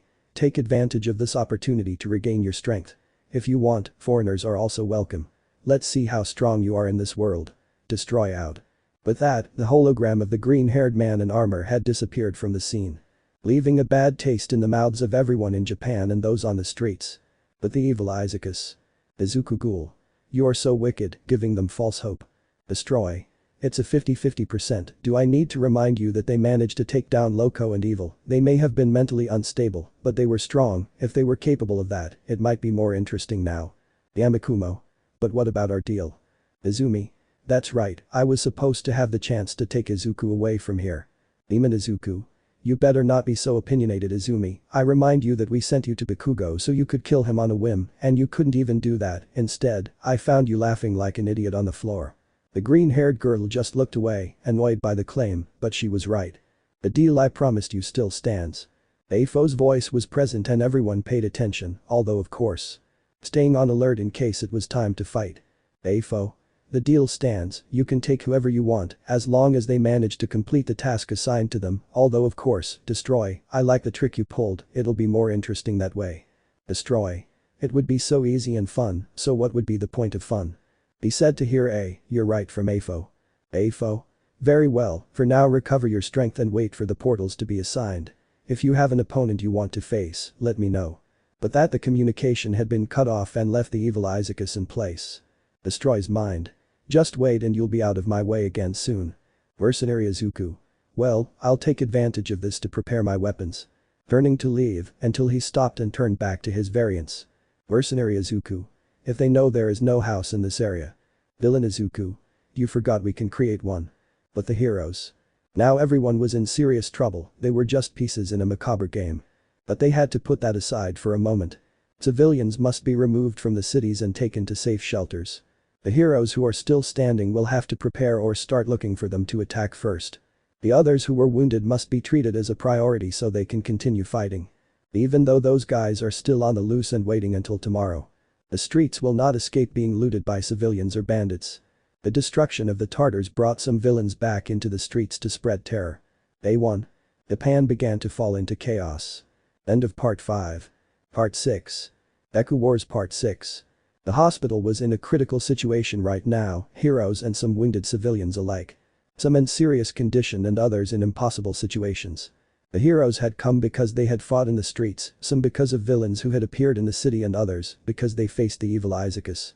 Civilians were injured due to the devastation or caught in the crossfire.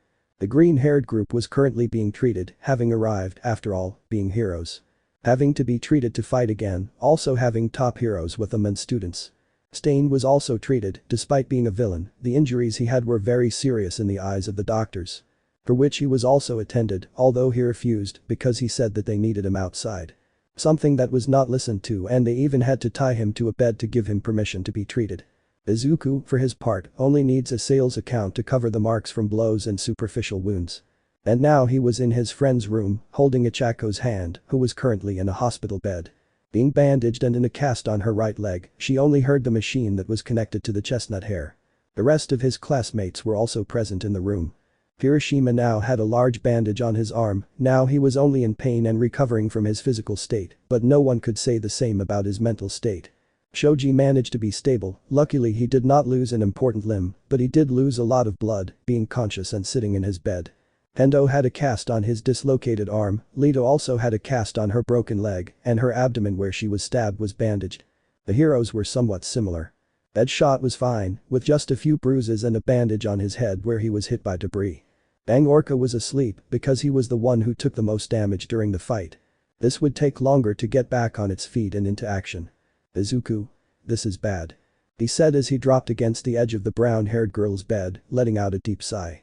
For the green-haired man, it was his fault, his girlfriend's condition. If only I had been stronger, faster, had a higher OFA percentage, maybe I would have made a change. Oni and Manga were the same as the green-haired one. Oni stood next to her class president, gently rubbing her cast. Manga was talking to Shoji to cheer him up about what happened and explaining what happened for them to get to the place. Izuku couldn't help it and fell asleep on the edge of his beloved's bed. Still gently holding his arm, hoping he recovers soon. But then the green-haired man's vision went black and so did everything around him. Seeing now that I wasn't in the hospital, but now, I was in the core of One for All. Where he could see all the carriers, from the 1st to the 7th. The aura of Almight as 8th was also present in his seat. Everyone was looking at him seriously, which Izuku knew what it was about. Yoichi. Greetings 9th, we have brought you here to talk about the matter that is happening out there. The first bearer stood seriously with his hands clasped. Izuku just nodded and prepared to listen to everything they had to say, he even saw how the 3rd and 2nd. They turned around to look at him. Kudo. This is now a bigger level than All for One, especially now that he's dead. Bigoro. That might be considered good news for us, but not in the way I would have liked. Nana. I've done it, we can't change things, at least now our main problem is dead, but there's still a bit of it left. Then. Tamura Shigaraki and the matter of all those versions of the 9th that are on the loose. Shinomori. Everyone here, we could feel the energy of One for All and All for One in each one of them. Bruce. Especially when you faced the 3 of you today. Izuku rubbed his hands, a familiar feeling having run through his hands when he faced his versions. With his villain self, he felt the All for One and he also felt it in his armored self. But when he faced his version with his prototype suit, he could feel his own One for All, but very different. Outside the core. Hendo. It seems he has already fallen asleep. The orange-haired girl said that she saw the green-haired boy asleep or something similar to what others thought. Shoji. It's normal, look at you being out there and seeing people just like you there, causing a lot of chaos. Manga. This won't just be a disaster. I showed a speech bubble so everyone could understand what the comic-faced boy was saying. At that moment Kendo's phone started ringing, but not just hers. Izuku's, Lita's, Deadshot's, everyone in the room started to ring. The blonde woke up those who were almost healthy and answered their phones, except for Izuku and Uraraka. Because one was at the core of the OFA and the other wasn't quite right. Kendo. This is Kendo. The orange-haired girl said and listened to the other side of the call, listening and nodding at what she was saying. Tamura. We can see the white-haired man arriving at a hidden base that is now dead Mentor had. Being a cave far from civilization, but having what is necessary to even be inside it for 3 years. Tamura just lay on the ground and started catching his breath, letting his regeneration do its thing with all his injuries and his torn-off right arm. Tamura's mind. Damn, I never thought this would happen. He thought as he looked at his new arm now, moving his fingers to feel like everything was okay. Although he was still exhausted. As soon as he woke up, the first thing he saw was the rabbit heroine Mirko, his and his master's greatest enemy. Izuku Midoriya. Or so he would have liked to see. Well, his shape, appearance and quirk were different, even Logo felt when he hit him that the One for All was not in him. But he managed to see with one of his quirks, several One for All, spread throughout Japan. Tamura. This seems like some crazy video game I used when I was under the teacher's tutelage. Remembering how on the way here, he could see the large hologram of Destroy, which was now starting the hunting game. Where his face was in it, but also, he had to see how his mentor had fallen at the hands of those lunatics. Tamura, are you there? Do you think he died? He could hear them. It was the voices of Dabi and Toga, raising their heads to see the communicator that was in the place. I was grateful that the doctor left something here in case of emergency. With some pain, she managed to stand up as best she could and began to approach him. Carefully taking the communicator, he pressed the button to speak. Tamura. I'm here still alive. Thank goodness, we thought you died too. We could see in the distance how you were fighting with one of those crazy izukus. The vampire girl spoke, who was somewhat worried since almost all of her friends in the league had already died at the hands of Deku Seinen and Zombie. Tamura. What happened at the army base? Abi. Well, what do you think? Almost all of us fell, and on the way we saw Gigantomachia dead. They opened his stomach. Toga. A huge hole in her forehead, just like the one they did to the giant heroine. The now white-haired man understood and knew what this meant.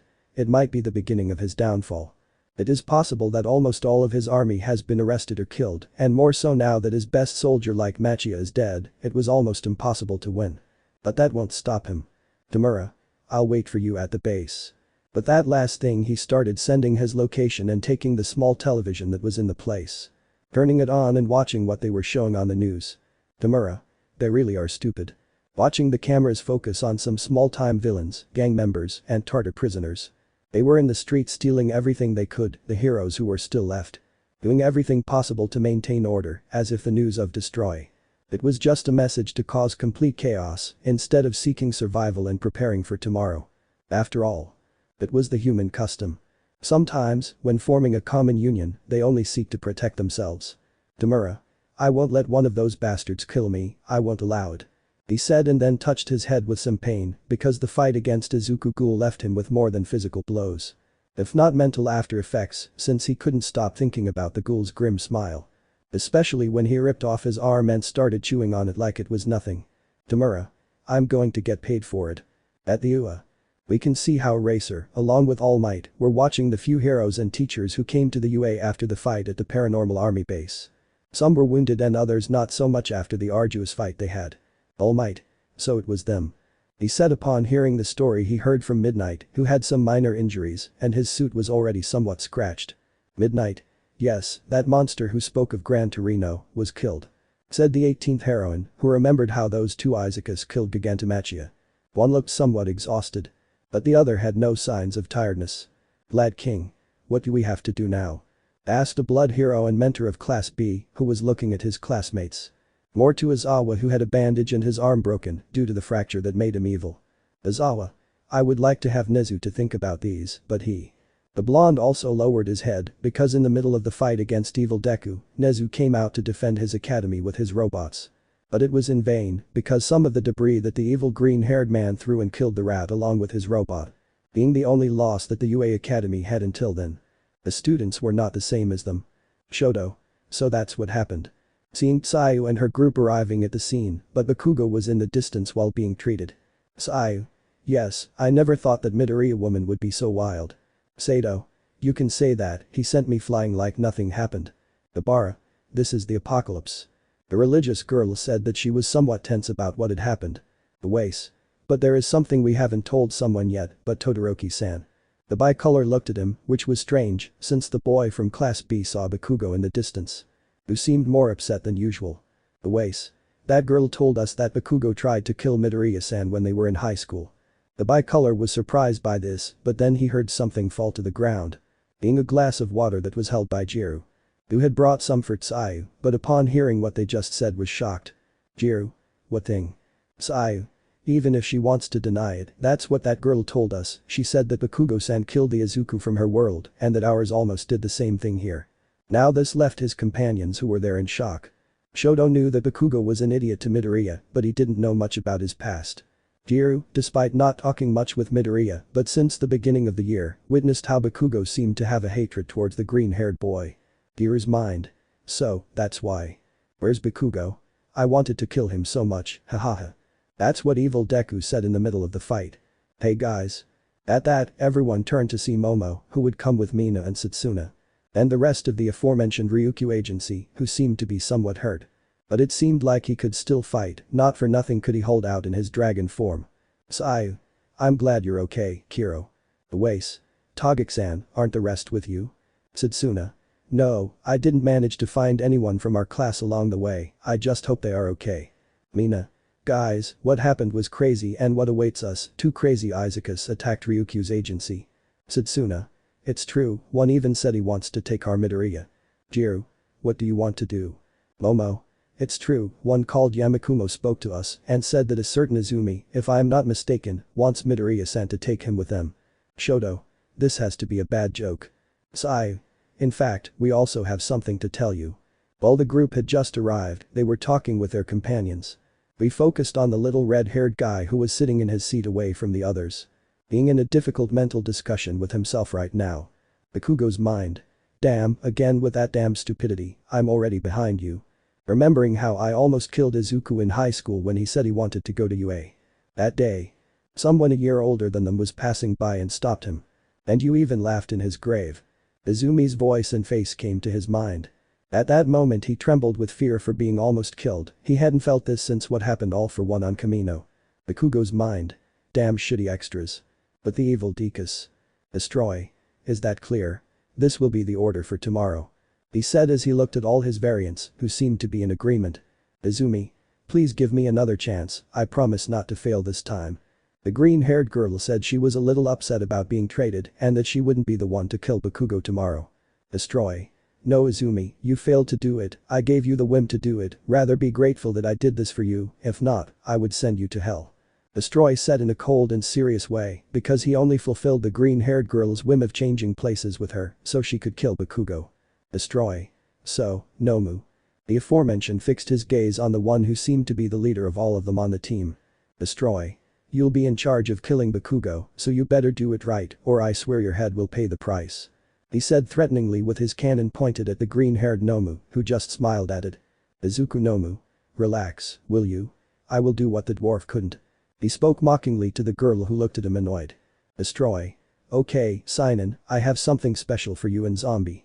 Then he showed them the map that had a sign on it. But then Izumi got up from the spot a bit annoyed and left to be alone on the sand. This being noticed by Yamakumo, who just watched as everyone else was paying attention to what Villain and Destroy were explaining to them about Afo's hiding places. So he got up and went to Izumi's. The aforementioned was just taking some wine she had created and started drinking it. Don't you think it's too much to drink alone? The girl turned around to see Yamakumo, who arrived at the house that everyone created. Izumi. What are you doing here? Taking a sip from the bottle of wine. Yamakumo. I just came to see you, you seemed upset. At that I sit down on a chair and look at his little sister if you could say that. Izumi. If it were up to that damn graceless artist, Kitsuki would have died by my hands. Yamakumo. I don't know much about that Bakugo, but mine is very different from how they describe it. Izumi. I envy you. Yamakumo. Listen, I also came here because I want to get someone important back, you know. Izumi. Yes, I know you love Uraraka, I'm so sorry for your loss. Watching how he took off his mask and revealed his black hair that covered one of his eyes. Yamakumo. I'm sorry for yours too, it must have been difficult losing the whole family one by one, I can't imagine. The green-haired girl just fixed her hair, took out her necklace and saw the photo it had. Izumi. It's difficult, but it's not easy to let them go. Yamakumo. According to what I know, tomorrow we might have the opportunity to look for them and take them with us if we manage to find them. Izumi. I hope so Yamakumo, I hope so. But Deku Prime. We can see how he had finally woken up from his long conversation with the bearers of the One for All. Seeing how his friends and companions were sleeping, except for Pony and Manga who were not there. He saw a Chaco who hadn't let go of his hand the whole time, taking out his phone he saw that he had missed calls from his mother and Almight. And messages from his colleagues asking about him and the others. Izuku. I have to go. Taking a Chaco's hand and giving her a kiss before leaving the place. Well, I knew what I had to do. Now with the approval of the carriers and knowing what he was going to face. I knew what I had to do, face it and maybe. Crossing the line that heroes would never dare to cross. But then he made a call and waited patiently for the response on the other end. Unaware that Uraraka's parents were standing next to him as he had his phone in his hand and it covered his face and they didn't notice. Hello, young Midoriya. Izuku. Hello All Might. The next day. Destroy. Okay, do everything until tonight, good luck. And that he opened portals where each one went to fulfill his mission. Villain Izuku. And what will you do now? Destroy. I already have a target in mind, go now, do you want me to go and steal your fun? The green-haired man in a suit just smiled mockingly and walked off through his doorway. Destroy's mind. I have to make sure that bastard doesn't go towards her. But the heroes. We can see how the other time, portals had appeared in front of everyone. Some were being pulled and others who were in the cities were preparing for what was coming. The villains even who were still loose from Tartars and the Liberation Army. With Tamura and his group. We can see the white-haired man who saw how a portal opened in front of him, and Dabi and Toga. Dabi. Kurogiri. Toga. I don't think so. He said as he saw how two flashes had come out at full speed and appeared in front of them. Deku Seinen. Hello again, Tuya. The zombie Deku just growled and showed his black whips and being surrounded by his grey rays. But Deku Seinen, upon seeing the white-haired man, became very angry, bringing back memories of his world with what happened with his Tamura. Tamura. Let's see, you shitty brat. He couldn't finish as he was sent flying by a punch that hit him square in the stomach and sent him skyward. But he quickly saw that it was Deku Seinen. They both threw their red and black whips, clashing against each other. Deku Seinen. Tamura. I massacred you in my universe, so get ready, because I'm going to kill you. I shouted to headbutt the white-haired man, who was sent flying. Zombie Deku just growled and launched himself at Toga and Dabi. Who quickly prepared to attack. Dabi. This won't be like that time, I'll turn you to ashes. Izuku cool. We can see how he was chazzing his next meal. Although he was having a bit of fun. Launching like a rocket and crashing into the roof of a building. Then shots against him were heard throughout the area, being dodged without problems by the ghoul. Who just smiled mockingly and looked at his victim. Izuku ghoul. Snipe. Smiling at the gunslinger hero, who looked around and fired 2 shots. Izuku ghoul. What chance do you have against? He couldn't finish as he took the bullet in his abdomen, looking angrily at the hero. Izuku ghoul. You'll need just 1 bullet to kill me. At that another shot was heard and he quickly moved his head to one side. Then they both saw a bullet. Purple. At that, blood ran down his cheek and he saw the person responsible for that action. Lady Nagant. And now what do you say? Izuku ghoul. Written. With Deku Prime. We can see how he was now in Masatasu, his hometown and somewhat far from his home. Deku Prime's mind. What's on their mind? Looking around and being on a roof, one very similar to when I talked to Almight. The memory of that time came back to him. Hello brother. The green-haired man turned around on guard and was surprised to see that it was the girl who looked so much like him. End of Part 6. Part 7. Deku Wars Part 7. Don't let your guard down, 9th, I don't feel any threat living off her, but don't let your guard down. The voice of the 4th bearer explained that his quirk was unable to detect a murderous or hostile instinct from the green-haired woman in front of him. Izuku understood what she meant and just fixed his gaze seriously on Izumi. Who only had a look of happiness. Izuku. Who are you, why did you call me brother? At that the green-haired girl raised her hands in a sign of peace, which confused Izuku, but he didn't trust her and continued in a combat stance. Izumi.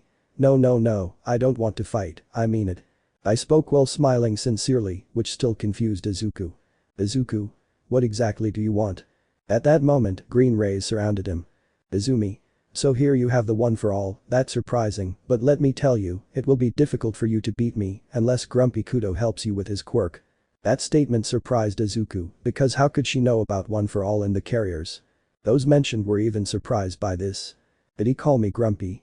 The voice of the 2nd bearer was heard in the green-haired man's head, who only gulped at it. Inside the core. Goro.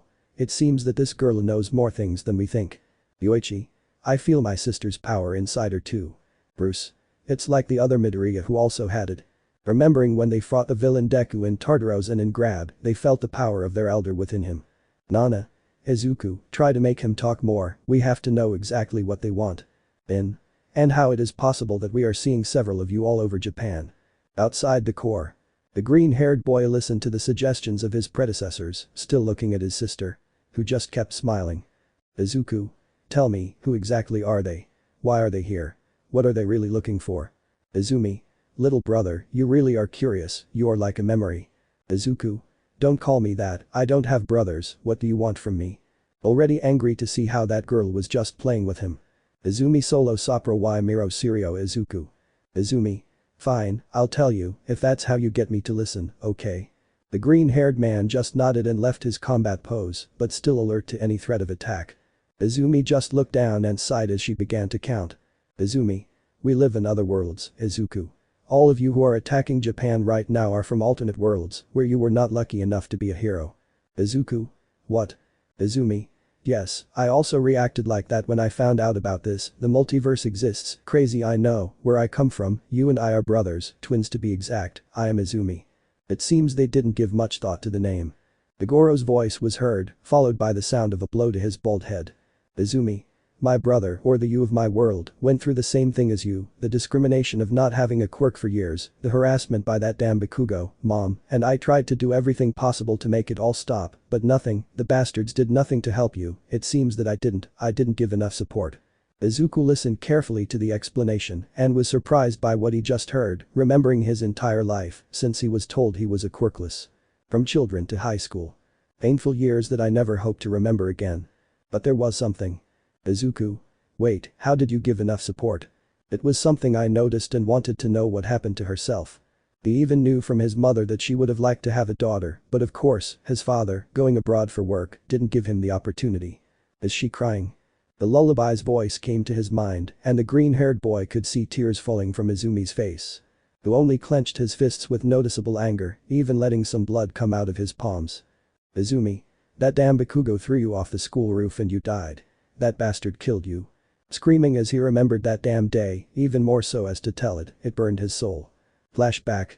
We can see how the green-haired girl was heading to her classroom. Izumi's mind. Damn, because of those idiots. Remembering how Bakugo's henchmen held her back until she beat them up. Hoping nothing happens to his brother.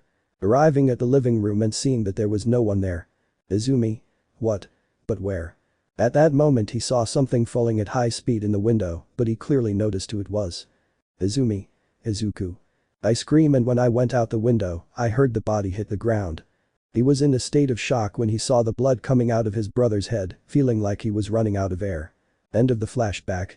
Izumi. Dad suffered a heart attack abroad when he heard the news, Mom tried to be strong, but couldn't and died shortly after. I look up to see how tears were now falling in torrents.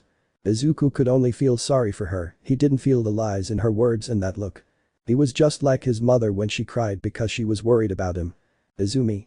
Bakugo never received a punishment for it, in the end I was left alone for a year in search of justice, but nobody paid attention to me, but when your case turned out to be another Quirkless, they didn't take it seriously. At that moment she began to approach little by little, still trying to calm her tears. Izumi. Afo recruited me and promised me that I could see you one more time. At that the green-haired girl hugged Izuku, who was surprised by it, but could only reciprocate the hug while he felt how she was still crying. Inside the core. Shinomori. The ninth seemed to go through almost the same thing as that girl narrates. Holding a gray sphere, being one of the many memories they saw of the ninth's life. Yoichi. It seems that the other ninth was not so lucky. Nana. Poor girl, it seems she's having a bad time. But it seems that year, he gave him an empty promise. Goro. Not that we can say much, a girl who lost an entire family because of absurd prejudice. Nana. I would do anything to see my son, but that was a long time ago. Being able to see herself reflected a little in Izumi, having to make a deal with possibly the most unpleasant being she knew in order to see her family once more. Bruce. I was saying that Bakugo boy was out of his mind, and to think that I only saw that kind of guy in the war. Outside the core. Izuku's mind. Bakugo, what damage did you do to him? Can you come with me? Izuku. What? The question stopped him in his tracks, and when Izumi looked up, he saw only a pleading look. Izumi. Do you want to come with me? Leaving the hug and holding the green-haired man's hands, who was confused by this. Izumi. Like I said, do you want to come with me? The deal I made with Afo was that I could take you and Mom with me to my world. We can be a family again. If you want, I can also go get Dad in America. The four of us together again. Please, I don't want to be alone, not again. The green-haired man could see the sadness, the desperation, and the trembling in his hands was a clear sign. She was broken. His outlook was the same as when he was a child, the bullying, the discrimination, and the loneliness. But there was something I couldn't. Izuku? No. Breaking away from Izumi's grasp, she was shocked by this, watching as the green-haired man walked further towards the edge of the roof. Izuku. Listen, I'm really sorry about what happened to your family, I really am, but you're asking me to leave everything, my friends, my girlfriend, my world is going through war right now, and it needs me. The green-haired girl just looked down, while wiping away the tears that were still on her face. To then reveal a serious expression, one that caused Izuku to tense up. Izumi. I'm sorry to take away your hopes, little brother, but your world is lost. Do you really think you can do something against everyone else? You could barely face the crazy one with the help of others, and that is because you are not yet willing to cross that line of killing, something that the rest like me already accepted years ago. Do you even think you can do something against me? At that, red rays surrounded her along with a red aura in her right hand. Izuku. I'm so sorry about what happened to you, Izumi. I'm really sorry, but I can't leave everyone aside. Izumi. It doesn't matter, I'll take you with me by force if necessary. At that, the green-haired girl launched herself at Izuku, starting the fight with a fist bump. Destroying the roof they were on. Change of scene. We can see how a building had been destroyed by a body falling to the ground. Letting himself be seen as the sniper, who was currently on his last legs. The sky was visible as Izuku Ghoul was now dodging Lady Nagant's shots. Izuku Ghoul.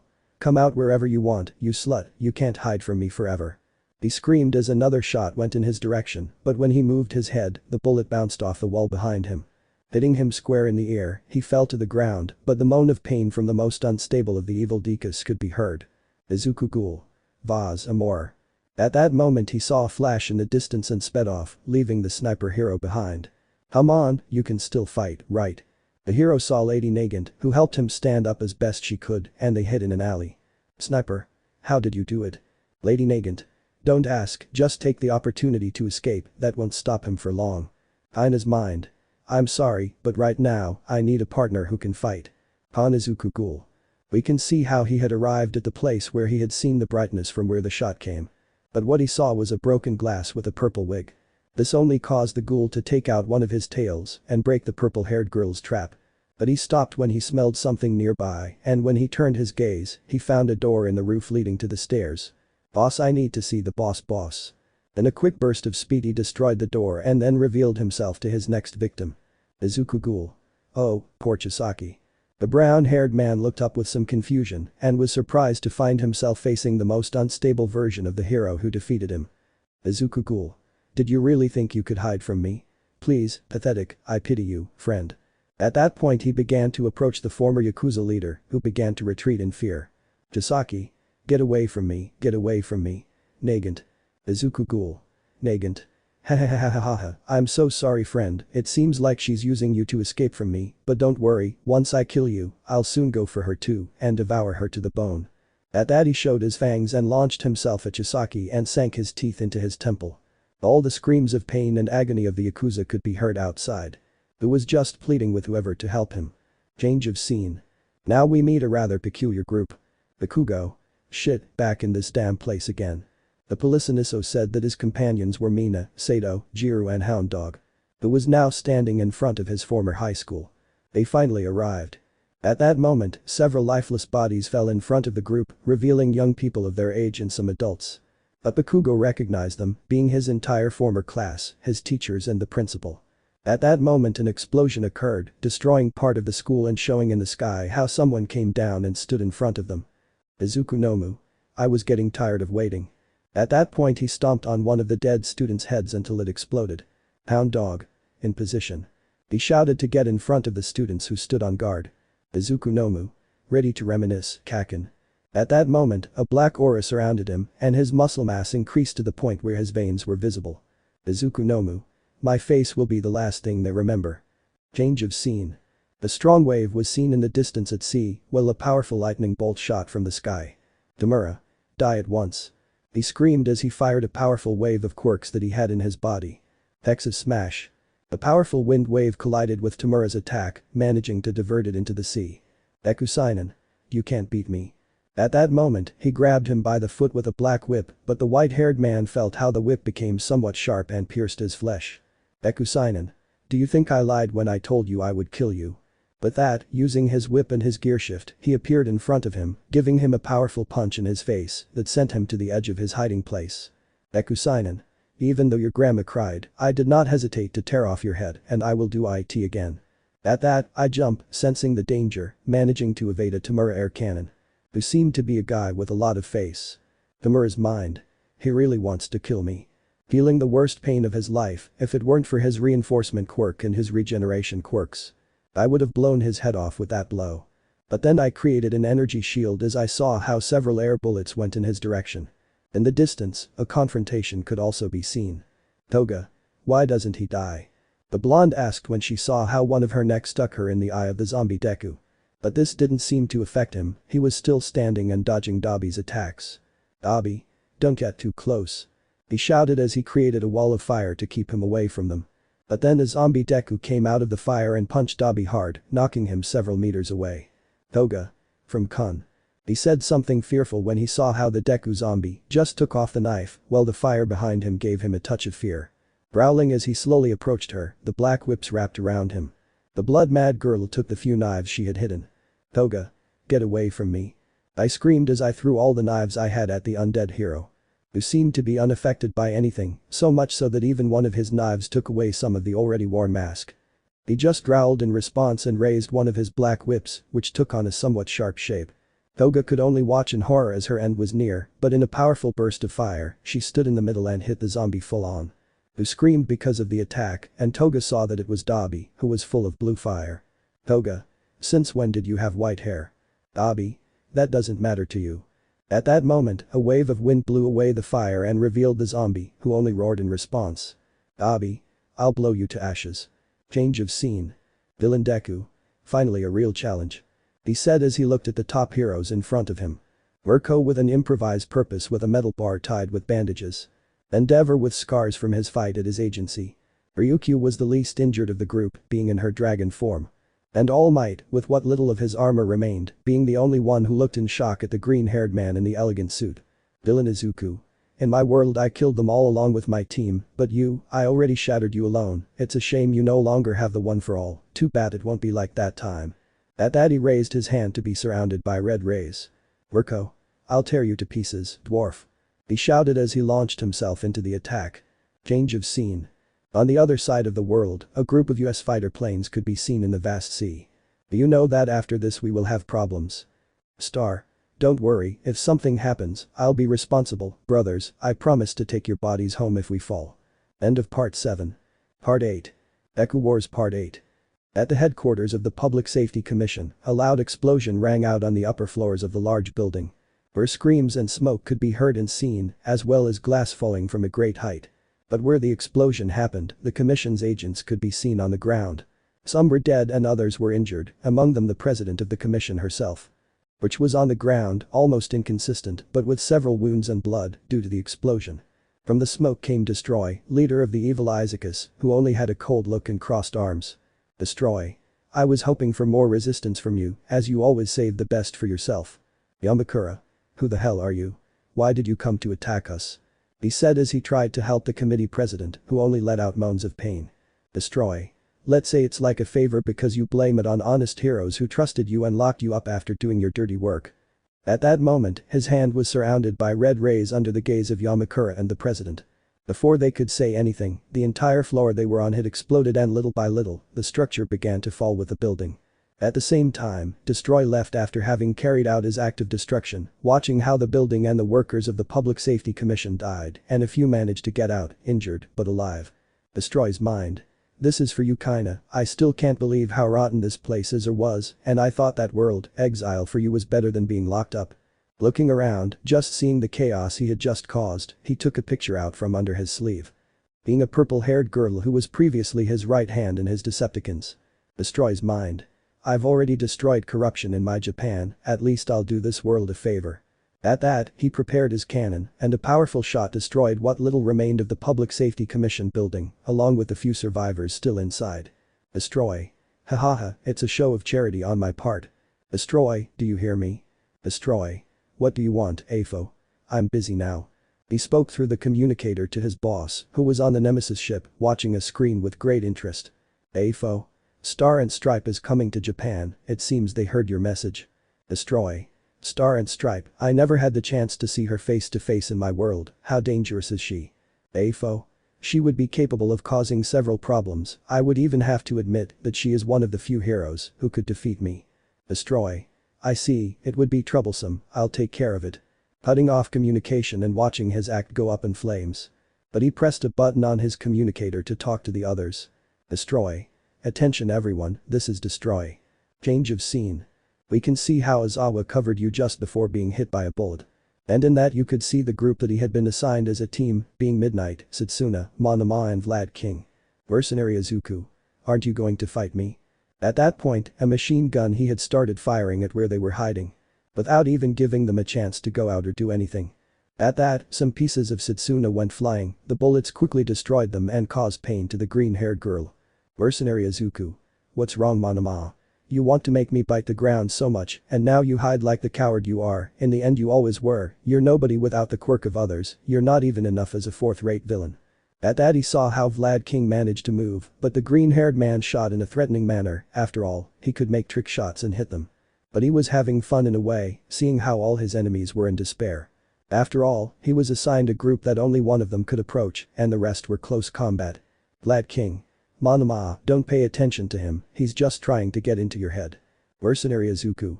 Just like my bullet will be soon. And that he used his trusty Glock 17 pistol and shot at a lamppost, bouncing off and his bullet hitting Vlad King. Who fell to the ground and held his neck in great pain, trying to stop bleeding and lacking air. Satsuna. Vlad sensei. The girl screamed in horror as she saw her mentor fall, Nito only felt like he was short of breath. Just watching Vlad try to stop the blood from coming out of his gunshot wound. Midnight. If only I could get closer. He said when he saw that he was not at the distance he needed to use his quirk against that copy of his student. Izawa. My quirk is useless, it seems they already know who to send us against and finish us off faster.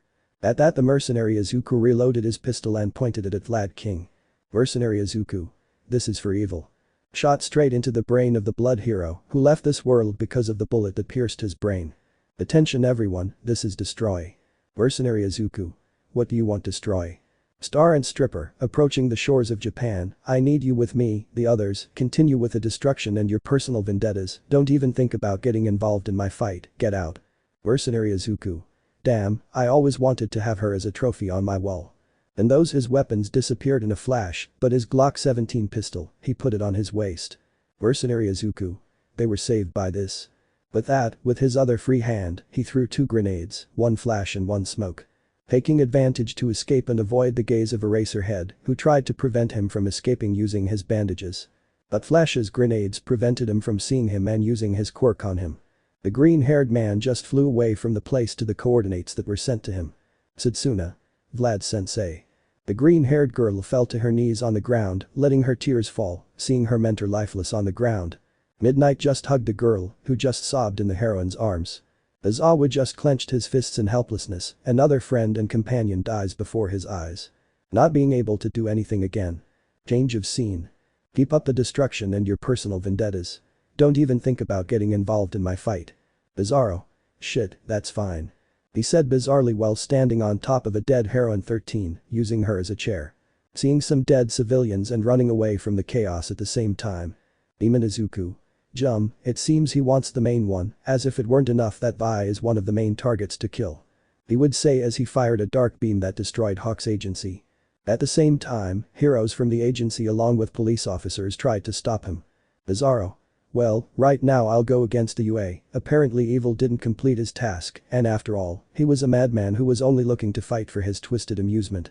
Standing up and using a red whip that came out of his hand, he moved Death's Body 13 and kicked it with all his might. Towards the bar of police officers and heroes who were frightened and angry to see the head of the dead heroine. Bizarro. Have fun, I'll take care of the academy.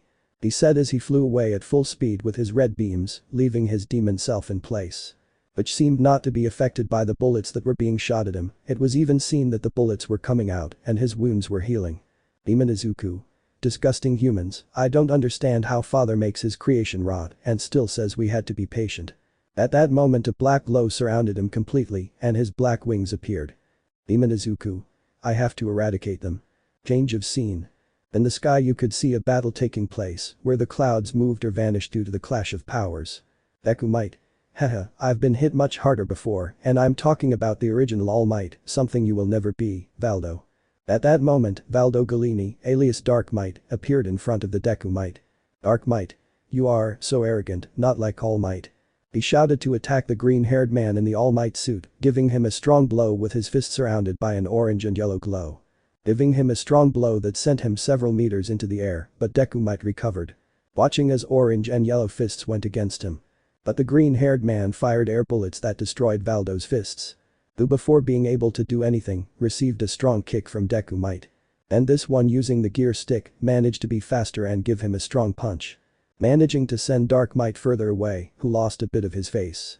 Deku Might. You're not All Might, just a vile copy, and I try to save lives, something you could never do. At that moment a fist hit him squarely and before he could do anything, he was grabbed by the neck by Almight, who used all his strength to strangle him. Almight. After tarnishing All's name. After what you did. At that his hand glowed again, increasing the strength of his grip, which seemed to be working.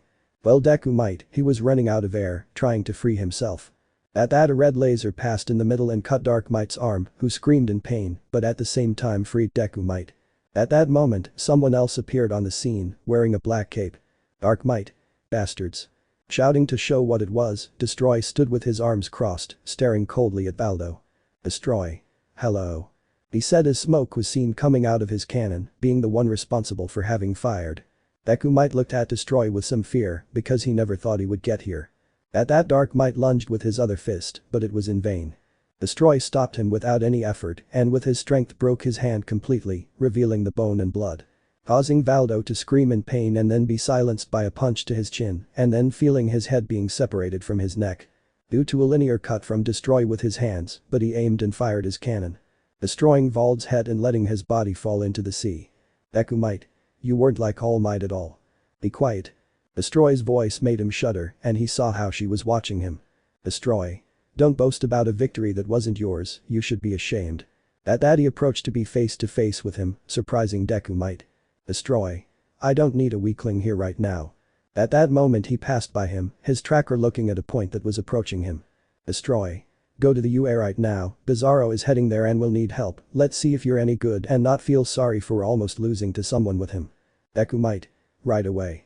Then he flew off at speed to the UA, leaving Destroy alone, who was watching the American planes in the distance and in one of them. The American flag used as a cape and a blonde head of hair. Destroy. Are you in position? Sure, just give me the signal and you've got a clean shot. Destroy. Just wait for my signal, it's better to have the element of surprise. At that I point my cannon and wait for it to reload, aiming at one of the planes.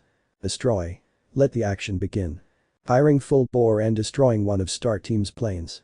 Change of scene. Finally. You could see Yamakumo, who had Uraraka in front of him and Kirishima on the ground unconscious, Kendo passed out to one side. Those in the hospital were also transported to the battlefield. But this time they were lucky enough to be with the least bloodthirsty and destructive of them all. Uraraka. Back. He shouted as he got into a fighting stance, still wearing the bandages he had from his previous fight. Yamakumo. I'm not going to fight, really, just talk to you. He said as he put his hands above his head, but it seemed that wasn't enough to make Uraraka lower her guard. Yamakumo. Echako, please put your hands down, I just want to talk. Uraraka. You're lying, the others said the same thing, and they're out there killing people. Yamakumo. You know I could have killed you and the others too if I had, but look, they're just unconscious. The brown-haired girl was able to better notice her companions and told the truth. Uraraka. What do you want from me? At that, the black-haired man took off his black mask, revealing his face. Although he looked like Izuku, with black hair covering one eye and red pupils, you could say he was an emo Deku. Yamakumo. I only came for you Echako. Change of scene. Aya. Tamura Shigaraki's scream had been heard throughout the area where they were. Due to being pierced from his throat by a black whip of Deku Seinen. Tamura. Damn, hero. At that his neck by Tamura by Deku Seinen, squeezing it with fury. Deku Seinen. I'm not a hero. With all his strength he tore off Tamura Shigaraki's head and his body fell into the sea to stain it with his blood. Deku Seinen. Goodbye, I have. At that I hear a loud grunt, turning around to see how two bodies fell to the ground. The already charred zombie was revealed, with only half of its torso and one arm remaining. On the other side fell Dabi, who apparently could barely move because he was so burned. Toga before going to help him, the blood stained his face and it was seen that it was Deku Seinen. Who crushed Dabi's head. Deku Seinen. Now it's your turn. End of Part 8. Part 9. Deku Wars Part 9.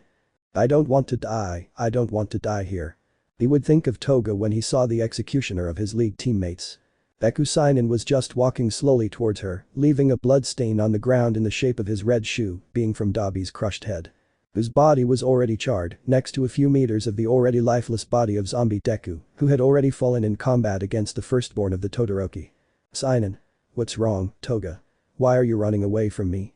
I thought you liked blood. It still shows a little here. Showing in his hands the head of Tamura, from which some blood was still coming out, but the girl saw with horror the expression of pain of her already dead leader. Now he ignored his urge to taste blood, now he was feeling a fear he never thought he would feel. When she took a step back, she stumbled and began to slowly back away.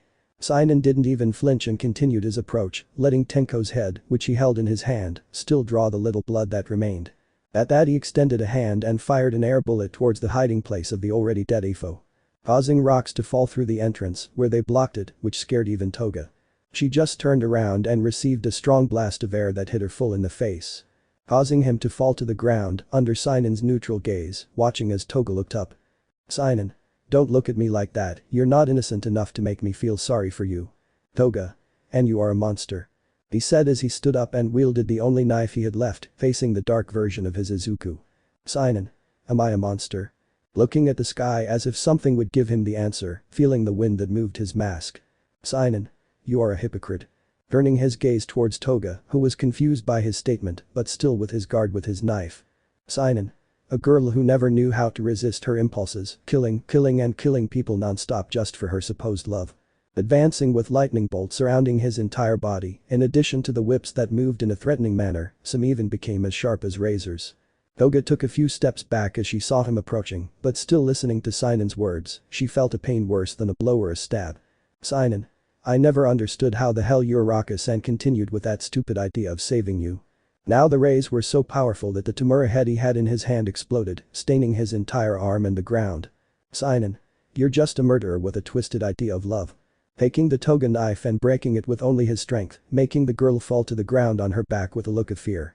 Seeing how the hero was in front of him and holding her by the neck, looking into her eyes, seeing how tears wanted to come out. "Seinen. You're just a pest, which I'm going to eliminate." Turning around with her toga still attached to her neck, the blonde could only feel her breath coming, but she managed to see Seinen approaching the sea. The idea came to mind and he tried to free himself, hitting and kicking with a little strength he still had. Once near the shore, he put his toga head under the water, he was alone trying to free himself, letting himself be seen how the water splashed with his desperate movements. Wetting the green-haired man under the mask, who didn't flinch at all and continued putting force into drowning the crazy girl. Little by little, the movements began to slow down, even the bubbles that showed he was still breathing were gradually disappearing. When I get my head out of the water, I take my pulse and look at my eyes, where you no longer showed any signs of life, and I don't feel anything when I take my pulse. Seinen. Be thankful that I give you a quick and almost painless death. Squeezing the neck with a little force to break it, making sure it is 100% dead. Throwing the body to the ground and leaving it next to what was left of Dobby and Zombie's bodies. Using the quirk of floating and beginning to see the almost destroyed AFO's hideout. Seinen. This is Seinen, Tamura, the rest of his league are already dead. At that, a large hologram appeared in front of him, seeing that you had the photos of Izuku Prime, Endeavor and Stain, who could be seen that they were not yet crossed out. On the other hand, those of All for One Prime and Tamura Shigaraki were already crossed out with an X.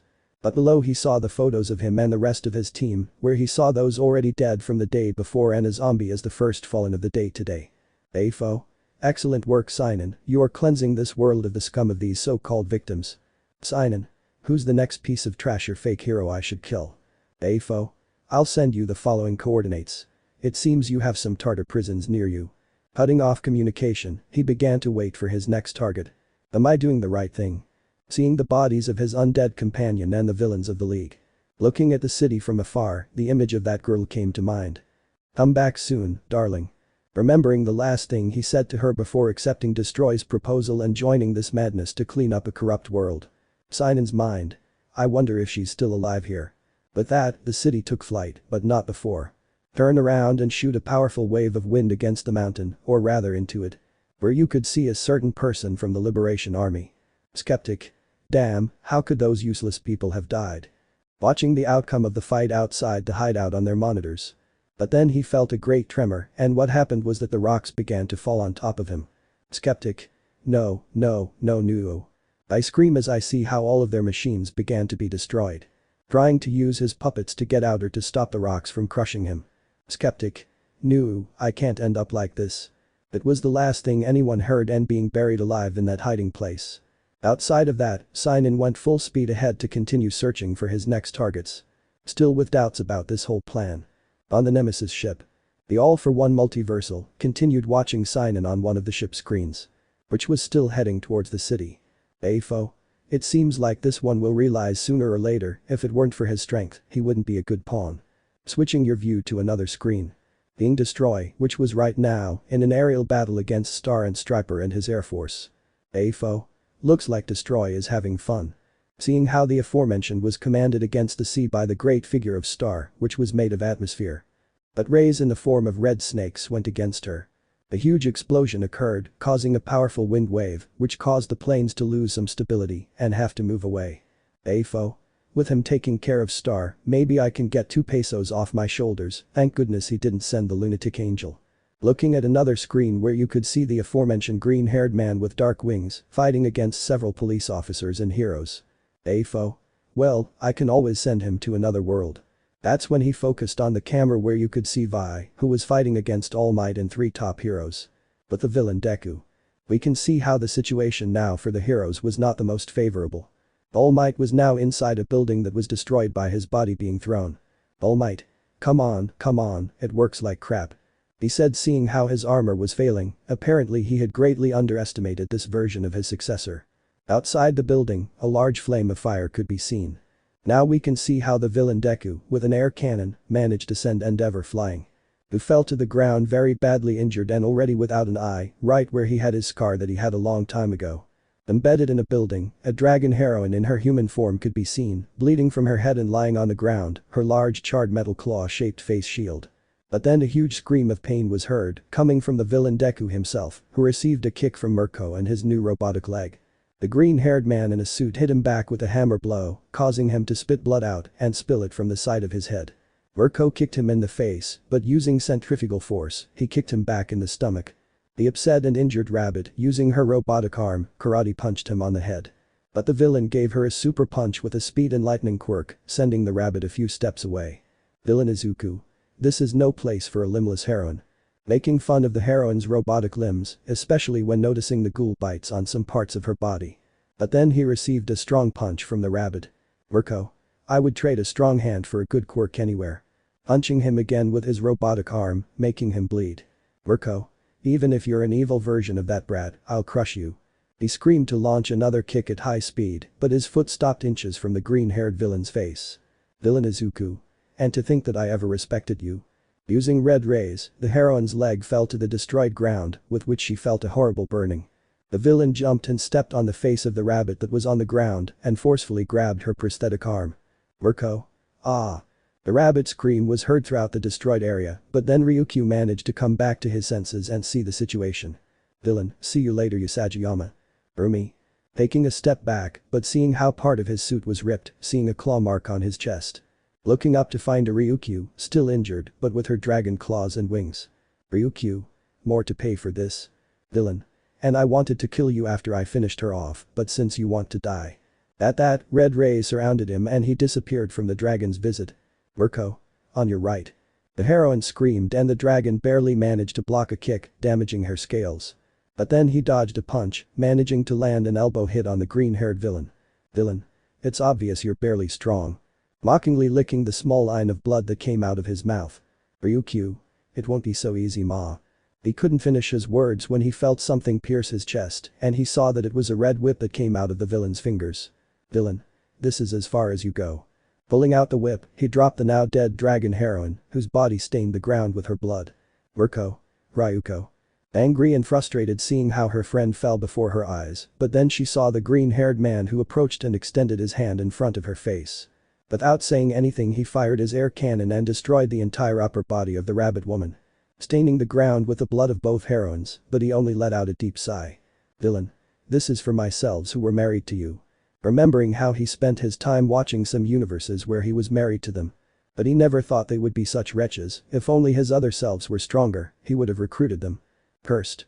Hearing the voice of a certain hero he hates and has already killed in his world, he turned around to see Almight, who launched himself at full speed with his armor against him. He received a full blow, but before he could move away, he felt himself being seized by steel whips. Almight. Damn murderer. Starting to hit him repeatedly without stopping, due to anger at seeing 2 fellow heroes fall. Almight. You are not young Midoriya, you are not my student, you are not my son. Villain. What? Before the blonde could land another punch, a laser cannon hit him at point-blank range and sent him to the concrete. The retired hero stood up again, seeing the damage his armor had sustained, but he removed the pieces to bolster his offense. Do you still want to continue? looking up to find the villain flying above him. Villain. You haven't won, you damn hypocrite, don't be mistaken, you disgusting scum. At that, some black wings appeared, along with some horns that protruded from its head. Villain. Am I not your student, son? If the you from my world were here, his face would surely fall just hearing you. Almight. What do you mean by that? Standing up and seeing his armor that was taking its toll. Villain. Where I come from, you and the Hero Commission ruined my life, killed my mother, do you remember when I asked you that question when I met you? The blonde remembered that when he chose Midoriya as his successor after the Mud Villain's attack. Villain. Your expression says a lot, but unlike what you did, where I come from, you looked down on me, you left me like garbage, the hero I admired so much destroyed my dream, especially when the commission decided to defame me and you did nothing. At that the rays that surrounded him increased to such an extent that his right arm began to mutate. Villain. A4 recruited me when I was about to commit suicide that day, tell me All Might, do you know the whole story of your successor, before he met you? Everything that happened in his life. Why does Bakugo hate him to the point of always wanting to belittle him? The blonde just lowered his head, he didn't know the full story of his successor well, but now. All Might mind. Did I do that to him? He couldn't believe it, he himself had caused that to the young man in front of him. Villain. It doesn't matter anymore, I kill you in my world, I wonder what face the me here will make when I kill you. Preparing his combination attack of electricity, fire, light cannon and Darth Ball. Flash Fist. The powerful fist of fire managed to hit him squarely and push him into some buildings. Endeavor managed to continue the battle and save the former symbol of peace. All Might. Thanks, Endeavor-san. Said the blonde who looked up as best he could at the number one hero, who managed to stop his bleeding. Endeavor. Don't be fooled All Might, he's not Midoriya-san. From the smoke came the green-haired man in a suit, which was already somewhat burned, looking angrily at Todoroki. Villain. I really like this outfit, I may be a villain, but I care a lot about the look of clothes. Flying at the same height as the Redeed, who prepared another attack, knowing well that this could be dangerous. Villain. Tell me something Enji-kun, you still remember your beloved firstborn, Tuya, right? The hero stopped dead in his tracks, not because of the words, not because of the mockery, but because he saw his son standing before him, just as he remembered him. Villain had taken the form of Tuya Todoroki when he was a child and before the incident. Enji. Tuya. Amazed and shocked to see him, but then he shook his head, coming back to his senses, and looking angrily at the subject who took the form of his dead son. Enji. You won't fool me with that, with the appearance of my dead son, it's such a low thing to do. Villain. Poor Enji, as naive as ever. At that he let out a great sigh and smoke came out of his mouth, where now little by little the shape it had did not change much, only an increase in size, and some noticeable burn scars were noticed in specific parts. Villain. Your son has already died by one of my colleagues, he was always alive, and you never realized it, hahaha. Change of scene. We can now see something, or rather, a red lightning bolt suddenly fell from the sky, crashing against the ground. In it, a green flash made it possible to see our green-haired boy, the Izuku Prime, who was walking towards where that red ray fell. Izuku's mind. Please don't get up anymore. He thought something sad and tense because he never thought she would be so stubborn. When he reached where that red lightning fell, he saw through the smoke and into the embedded ground. Izuku. Poor favor Izumi. Seeing her twin who was motionless, it seemed as if the fall hadn't hurt her. But she only rose enough to be sitting on the rubble, her head facing down. Izuku. Maybe I don't feel the pain you feel, I would go crazy too if my mom died. Izumi didn't say anything, just wiping away the blood on her face from the fight. Izuku. Also, I know you didn't go all out, right? I managed to see throughout the fight that you were holding back and I noticed how you were looking at me, like you didn't want to hit me, right? She didn't dare answer his question, but her silence was answer enough. Throughout the fight she couldn't attack him with all her might because she always saw him as her little brother, that weak and scared boy who wasn't able to defend himself, the one she always defended and loved. At that she saw Izuku's feet, who was already in front but still hadn't raised his gaze. Thinking that he would kill her. Izuku. Izumi, tell me the truth, is this what they would want from you? Izumi. What do you mean? Lifting my gaze slightly, but still unable to look him in the eye. Izuku. Do you think mom, dad or your brother would like you to do this? At that Izumi stood up abruptly and looked at him angrily. Izumi. I don't know, because they are not here, not like those carriers who are in the OFA, they are gone forever. Tears began to flow, but she was still upset, but Izuku just looked at her sadly. Izumi. They're gone forever, I have nothing, not even if I return to my world. Wiping away some tears, more came out and she couldn't stop them. But then she felt a hug and saw it was Izuku who put her on his shoulder. Izuku. Look, maybe he's not your brother, I don't want to replace him, a family member is irreplaceable, but nothing stops you from still moving forward. At that he broke away from the hug and wiped her tears. Izuku. It may be crazy, but there's still the option to stay and start over. Izumi. Do you want me to stay? She asked, surprised by such actions, she never thought about that. Well, in all this time that he was with the other Izukus, he had already discarded that idea. But. Izumi. Even after what I did to your world. We're at war right now, and it's better to have all the allies we can. In the green-haired man's mind, the voice of the second carrier could be heard. Izumi. Phew, I'd forgotten about that annoying voice of yours, Kudo. Izumi said, as she hugged Izuku, she also managed to connect with the Ofa, managing to hear the bearers, who were surprised by this action. Izumi. Okay, I will help you. Taking Izuku's hand he smiled at it. But then he was startled to see Izumi change to a scared expression. Izumi. Mom. That's what she said, scared, remembering something. Izuku. What, Mom?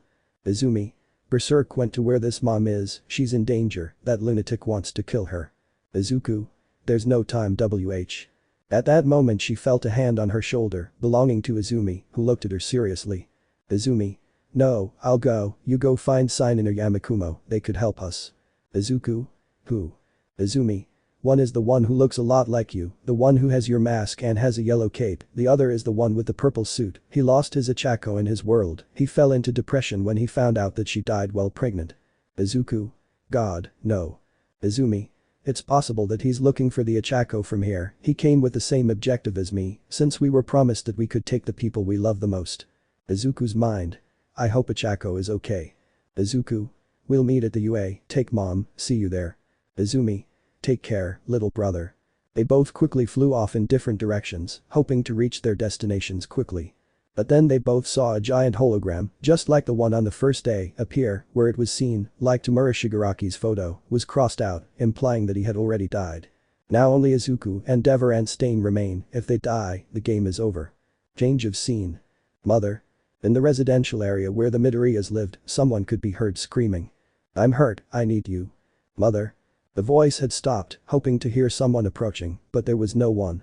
Well, everyone had already evacuated or escaped to different shelters. Ah, shit, I was hoping I could kill her again. At that, the roof of the building shattered, revealing Berserk, who flew off to the other side of the city to continue his fun. Leaving behind almost the entire destroyed building, unaware that his target had not left. Inko Midoriya managed to get out of her son's room, very scared, seeing the mess left by that guy who looked like her son. She looked very scared, just a little more and she would have left, hearing her son's voice asking for help breaks her heart. Inko. Son, where are you? End of Part 9. Part 10. Eku Wars Part 10. A huge explosion occurred in the middle of the ocean, and the sea was seen moving abruptly. The good news is that no one was near the place by boat or plane. At least the first one was the only good thing. Well, a US Army Alpha plane had fallen from the sky engulfed in flames. The pilot tried to stabilize it to avoid as much damage as possible, but what he didn't count on was a red lightning bolt that completely destroyed his plane, exploding with him inside. Letting the sea swallow what little managed to survive. You're a wretch. It was the cry of America's #1 heroine, who looked with anger at the person responsible for the death of another of her brothers. Destroy. Don't look at me like that, we're in a war, casualties are inevitable. Dryly and flying in front of the heroine and her large figure of the woman's atmosphere. Which had the rays of the Alpha planes as a weapon. But at the same time you could see how the black-haired man in armor was with blood coming out of a wound in his abdomen. Due to the friction of those rays. Destroys mind. Damn, it seems this woman is smart, very different from that idiot blonde. Destroy. Where I come from, you were considered the strongest woman in the world, the only one capable of matching the Almight himself, but here, are you also capable of doing that? Star. What a tongue you have, kid, but although I would like to say yes, my teacher is very far from me. At that he made his giant atmosphere self throw a slice horizontally. But Destroy created a shield, more with reinforcement and increased strength by 5. Managing to stop and push away the heroine's attack, which created a strong wave of wind. At the same time the Alpha planes were flying around to prevent Destroy from escaping. Destroy. Are you telling me the truth or is it just blind admiration? I hope it's a nice lie. Mind of Destroy. If I manage to destroy all these useless ones, I will have the advantage, she is not able to fly on her own without her new order. Destroy, can you hear me? The black-haired man's communicator started ringing at the worst possible moment, having to dodge some heat missiles now. Destroy. What do you want, Mer? I'm busy. Mercenary. I know, I can see you from here, but I received a report that Seinen already killed Tamura, but Zombie fell in combat. There are only 3 objectives left to finish. Watching the fight through the scope of his rifle from a safe distance, being a house on the beach. You could see the green-haired man with the guns eating some chips, but a couple of dead people were visible behind him. But managing to see what a duo was in the Tartar prison uniforms. Mercenary mind. Idiots, thinking a beach house could protect them, let alone trying to fight me. Eating the food that this couple had or rather looted from outside. Mercenary. How long do I have to wait? Until I say so, now just stay and wait. Mercenary. Whatever you say. Cutting off communication and following the fight with his sights on his sniper. Where's mind? This is just getting better and better, at least I can relax a little while having the best fight of this war all to myself. He knew better than anyone that he was the weakest of the group, but he was lucky that his skills with weapons were on a higher level than Snipes and equal to Lady Nagant's. Sometimes he was grateful that his stupid father had sold him out to the Public Safety Commission, giving him his powers and becoming the best in his field. Mercenary. So far, it seems you won't need my help, no matter when you move, I have you in my sights. Seeing how their leader listened to them, he was managing to take out almost all of the Alpha planes, in addition to having his sights set on America's #1 heroine. If he manages to finish her off with a single shot, it will undoubtedly be his greatest achievement. Change of scene. We can see how in the middle of the destroyed city, a little boy was running as fast as he could with his short legs. You can see Kota, nephew of the heroine Mandalay and leader of the Wild Hussy-Cats. Some might think that the base in the forest was a safe place for the child to stay out of danger. Brave error. I didn't know how, but since the Tartars were destroyed yesterday, several prisoners had been using the forest to hide. Kota luckily had the idea to leave earlier thanks to Ragdoll, who now didn't know where he was. Well, because of a crowd he had separated from her, and now he only had 2 clear objectives. Get to the UA or look for Deku to be safe. I knew the first option was the most settled. But knowing that there were heroes and villains alike everywhere, he hoped to find his hero sooner. Careful. The woman's scream caught the attention of the little boy in the red cap, who turned around and saw some wood surrounded by fire that was about to fall on a mother and her daughters. The boy remembered the time Deku fought against Muscular, knowing that he might lose or die, he overexerted his body and quirk to the limit. When he saw the pieces of wood falling, he didn't hesitate and used his quirk as hard as he could. The powerful jet of water managed to hit the firewood, preventing that family from being injured. Thank you so much. The woman said, hugging her daughters, who also thanked the child. Kota. No problem. But as he turned around, he saw someone turn the corner, but he could never mistake that green, messy hair. Kota. Finally. Happy ran off to find his hero, knowing that things might be okay now. Kota. What am I saying, Deku-san, wait. He shouted happily when he saw his hero's back, but when Izuku turned around, the boy was surprised to see that it wasn't Deku. Izuku Ghoul. But what do we have here? Smiling mockingly at the now terrified Kota, who looked with fear at the blood that was in Izuku Ghoul's mouth, especially when he saw someone's hand. The green-haired cannibal just took Kaichisaki's arm and gave it a big bite. Izuku Ghoul. Hey, I remember you, in my world I ate you when I attacked the camp. He said while still eating, but Kota, very scared, turned around and ran as fast as he could. Izuku Ghoul. Oh, do you want to play? Run, I'll eat you. Sounds good to me. Starting to walk behind the boy, still eating the dead Exikusa's arm. Whose body, which was eaten almost to the bone, was in the same place where he was attacked. Change of scene. The Yamakumo. And that's the story. Said the black-haired man who was currently without his mask and looking at the edge, standing on the corner of a building. Beside him was Uraraka, who was on the verge of tears, having heard such a story. The black-haired man next to her, who looked like her boyfriend and who had come for her. He told her his story and why he helped Afo and why he came for her. Apparently, Yamakumo's Uraraka had declared his love for her in her first year at UA. Going through a lot of things together, until finishing college and starting to plan a family. Uraraka's mind. Why didn't I have the courage to do it before? She scolded herself. Apparently in another world it didn't take long for him to declare his love to Deku-kun, and they were already planning to get married. And she what? She knew she was in love, but she was a coward to confess, she even decided to keep her feelings to herself for a long time. I actually still remember that it was Deku-kun who declared his intention, and she actually screwed up by saying yes, but it was nice. Uraraka. I'm really sorry for your loss. He said as he wiped away a tear after that story, but sadly looking at the black-haired man who looked at his mask with sadness. Uraraka. Did she make you that mask? Yamakumo. Yes, she said she needed something to avoid attracting too much attention. I hardly ever used it because it wasn't my style. Squeezing the mask a little and letting a tear fall. Do you like the mask I made you? Yes, thanks for the gesture. Uraraka. She loved you very much. At that she looked at the ground with some heaviness, knowing that she could not help him. Uraraka. But you know, I'm not her, I can't go with you, I can't replace someone you loved. Yamakumo just kept his gaze fixed on the mask, the image of his beloved coming to him next to him. Uraraka. Maybe I can't understand yet the pain of losing someone as important as you, but you still have to move on. The black-haired man wiped away some tears, but had a small smile. Yamakumo. Heh, it was the same thing the other Uraraka told me, it's harsh, but I didn't want to accept it. The brown-haired girl didn't understand what he was referring to, the other Uraraka. Had they gone to another universe before their own? Yamakumo. I was hoping to calm the emptiness with one of you, but now I see it's useless. The brown-haired girl hugged him to calm him down, but the black-haired man only calmed her tears. It was already useless. Uraraka. Maybe it's selfish, but maybe there's a chance to stay here, a new life, a beginning. But the black-haired man stood up and just shook his head, putting his mask back on. Yamakumo. I would like to accept that offer, but it wouldn't be the right thing to do, but at least I can do all of you a favor. At that he placed a hand on the girl's shoulder in serious condition. Yamakumo. Just promise me that you'll have a long and happy life with the Izuku here. Uraraka. Yes, I promise. Wah. The cry of a cry caught both of their attention, but then something caught the black-haired boy with fire. Being Kirishima, who with his only arm hugged Yamakumo with all his strength. Hendo also approached and hugged the back of the black-haired man, who was somewhat confused as Uraraka. Kirishima. You are a real man, I am very sorry for your pain, brother. Deity was crying profusely, staining Yamakumo's suit, who tried to push him away a little, but didn't want to hurt him. Hendo. I'm sorry for wanting to hurt you from behind, but I heard your whole story and couldn't believe what happened to you. Yamakumo. They were awake, but he knocked them out. Kirishima. When you started telling your story, brother, we're awake from there. At that, they both separated from the hug, but the black-haired man was annoyed to see how his back and chest were covered in tears and some snot. Hendo. I hope to find a man like you, sniff sniff, I was holding back the urge to cry when you told me that you found out that your Uraraka was pregnant after she died. The class president of B had never heard of such a story before.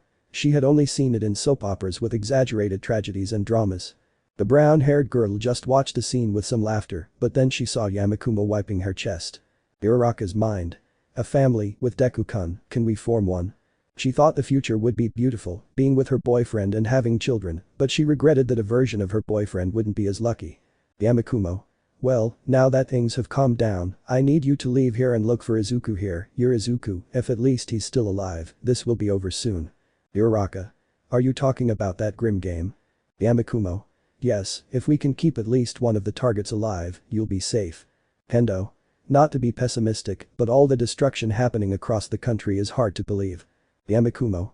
It will be fulfilled, Afo may not like the idea, but Destroy is always one of those who keep their word. Kirishima. Understood, find Midoriya-san and keep him away from the black-haired man. Hendo. And what will you do? Yamakumo.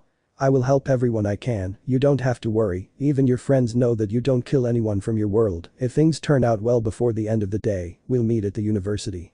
Help please. It was the scream that was heard not so far from there, but Yamakumo managed to recognize the voice. Yamakumo. Let's go. The three of them listened and turned around to jump between the buildings. Why Uraraka-san? The brown-haired girl stopped to look at Yamakumo, who lifted his mask a little. Yamakumo. Take care of your Izuku, I wish you luck. But that last thing the black-haired man flew off to where the voice came from. Uraraka. Thank you, Yamakumo-san, see you soon. Change of scene.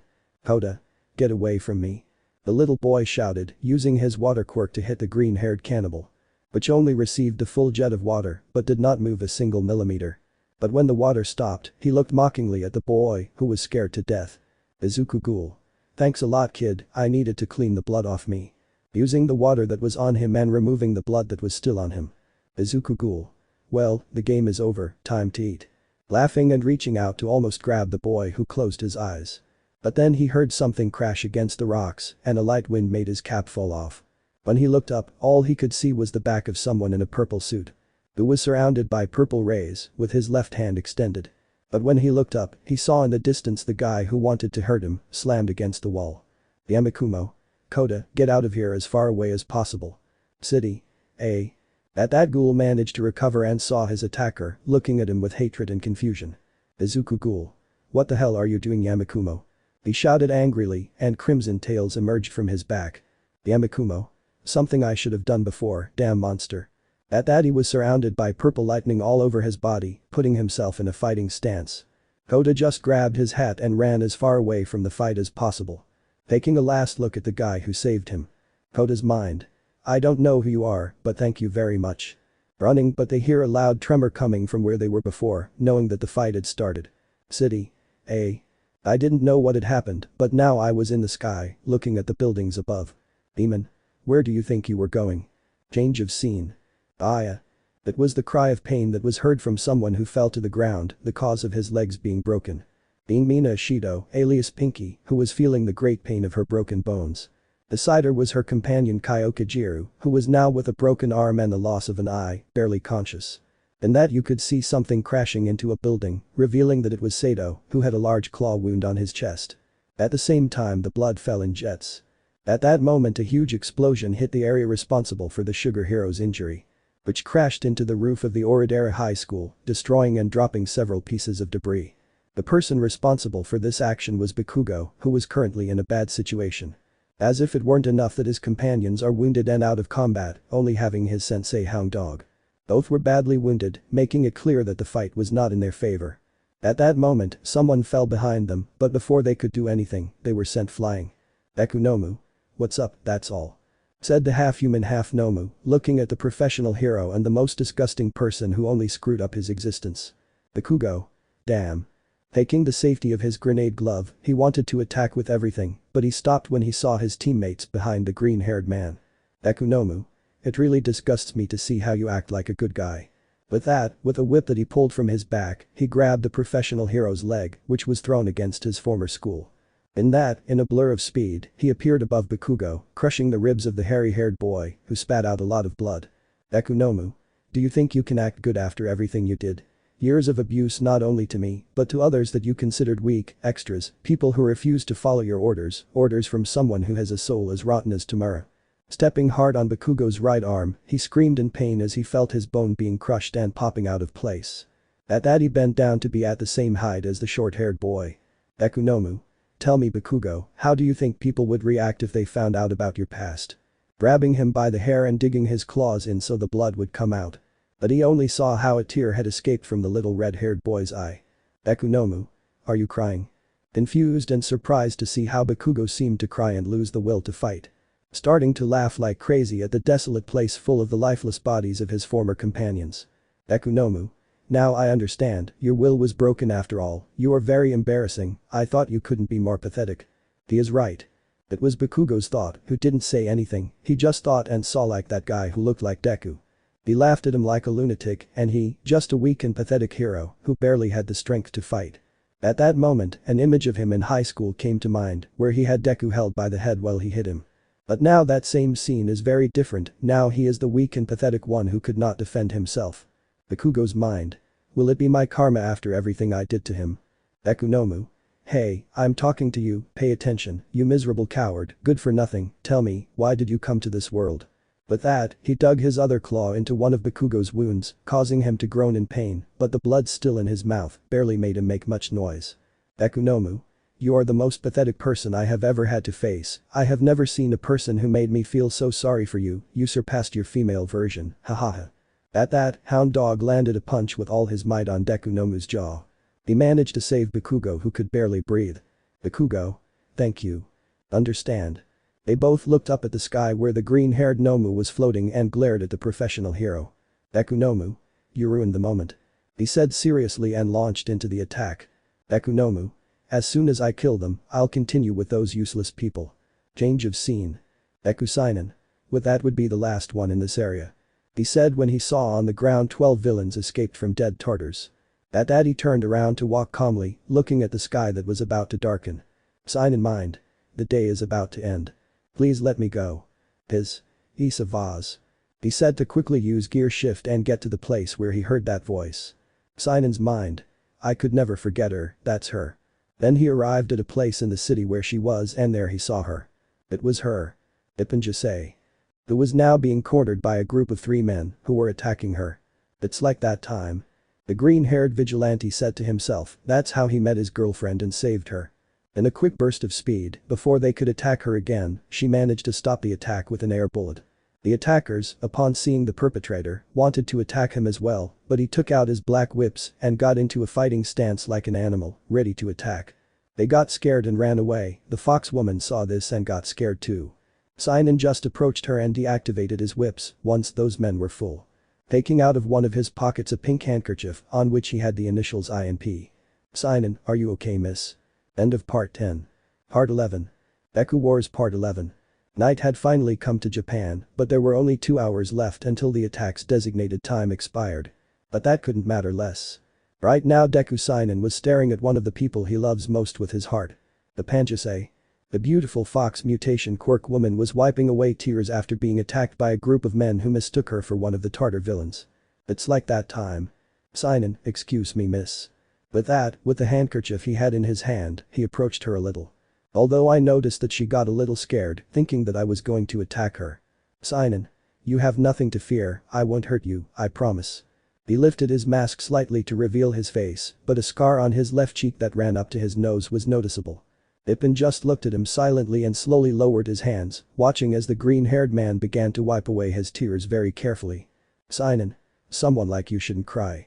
The woman only calmed down a little, she didn't know why, but that guy could give off an aura of security. She just calmed down and stopped crying, watching how that boy reached out his hand to her. Looking at his hand for a few moments, I accepted, standing up, but I noticed how the boy levitated so that the umbrella wouldn't hit him. Ipin. Thank you. Seinen. It's a pleasure. Smiling from under his mask, but the gesture he made showed that he was happy, which made her laugh a little when she saw it. Seinen. What were you doing here? I knew the answer, but with everything that's going on, it's possible that the reason is something else, due to the arrival of him and the others. Ipin. 2 was leaving my house, due to the multiple raids that were occurring, I was thinking of going to a nearby shelter, but I was attacked. She said the last part with some sadness, because she remembered how before, another group of people shouted at her and threw things at her when they saw her far away. Ipin. I was thinking of going to a shelter, but everything is chaos. Seinen finished saying, because it was true, even before arriving at this place with her, he had seen certain different groups of people fighting each other over supplies, even over some abandoned houses. Ipin. Yeah, I'm not sure if returning home is a good idea, maybe it's already been raided. Seinen. It must be a bit difficult, with several corrupted heroes here, the name of hero was lost long ago. Something sad, because something similar happened to him in his world. After the first fight against Tamura, many heroes apart from giving up. They did not hesitate for a second to join the opposing side and kill those who had once been their companions for years. Something that forced her to do things that she once thought she would never do in her life as a hero. Maybe he did things that some would say were not right if it weren't for the bearers who helped him. I would have gone mad. Ipin. Excuse me. Confused by what Seinen said, as she didn't know what he was talking about. Well, she only knew what had happened in the city, that everything was chaos. Seinen. The heroes who betrayed Japan. He said, looking at the older woman, who was even more confused by what he said, which made Seinen look at her just as confused. Ipin. Excuse me, but I don't know what you're talking about exactly. The heroes here didn't betray the nation. Seinen. What? Change of scene. We can see how the hound dog fell to the ground already split in half, revealing its exposed organs on the ground. Aside from having half of his jaw, which was being held by the hand of Deku Nomu, who was looking at the badly injured Bakugo. While playing with the hero dog's torn jaw, lifting it slightly in his hand. Dropping teeth and blood from said torn jaw. Deku Nomu. That stupid dog, who the hell did he think he was, thinking he could defeat me? Taking the hero's torn jaw and applying some force, destroying it and then heading towards Bakugo. He would have barely been able to stand up if it weren't for the dizziness and pain he felt all over his body. But something hit the green-haired Nomu, a jet of acid hitting him in the face. Looking to the side and seeing the person responsible, or rather, those responsible. Mina being helped by Sato who managed to stand up. But the alien girl on his back holding on, due to her legs broken by the fall she suffered by Deku Nomu. Deku Nomu. Is that the best you can do, Ashido? I'd have better laid you dead on the ground. Seeing the girl who got angry about it but letting it be seen how her face was completely regenerating. Deku Nomu. No matter what you do, your acid, Bakugo's explosions, they are useless because it is better not to leave here and I will let you live, leave Bakugo here to die. It is the only sign of mercy that I will give you, although I hate you too, the main objective for me is this insect. Saito just took out the last sugar cubes he had stored around his waist and drank them in one go. Entering his combat mode and letting out a shout, he launched himself into the attack once more. With mine I create balls of acids. Mina. We heroes, we don't abandon anyone, much less a friend. Before Nomu could attack, Bakugo was faster and launched a blast that cut off one of his hands. Taking the full force of the mine acid, but then receiving a punch to the face that sent him crashing against the walls. But they didn't stop there. Bakugo with all his strength, along with Mina, launched an explosion and all the acid they could against the Deku Nomu. Which was on the ground regenerating, but feeling the pain of the attacks. We don't abandon anyone, much less a friend. Deku Nomu's mind will lie. At that moment, black and green rays surrounded him and a powerful explosion was felt throughout the place. Destroying what little remained of the school that was once his hell. Before he could say or do anything, Saito had screamed in pain. Watching as he was pierced through his chest, where blood could be seen dripping from the Deku Nomu's claws. Which was surrounded by black lines that shone, looking up to meet Sugarman's eyes. Deku Nomu. You were always a hindrance, the only good thing you did was cook, I never considered you a friend. Saito, with the little strength she had, grabbed him by the head and in desperation she threw acid. Falling on the face or shoulders of Izuku Nomu, who concentrated energy from his hand. Bakugo. Stop. Being too late. The attack pierced Sato's chest and with it also pierced the mine that was on his back. Both bodies were thrown from the sky and fell into the cold wax. But the body of the now deceased Saito crushed the mine, leaving a puddle beneath it. Bakugo just tried to control his breathing due to the fear he felt running through his entire body. Although his thoughts were interrupted when he was hit and slammed into the ground. Deku Nomu. Do you still want to continue playing the hero? Then he landed on top of Bakugo, who tried to resist but received a blow that made him bleed. Deku Nomu. Well, is that another 16 years for your parents? Slamming it into the ground, causing the concrete to crack. Deku Nomu. You can start over.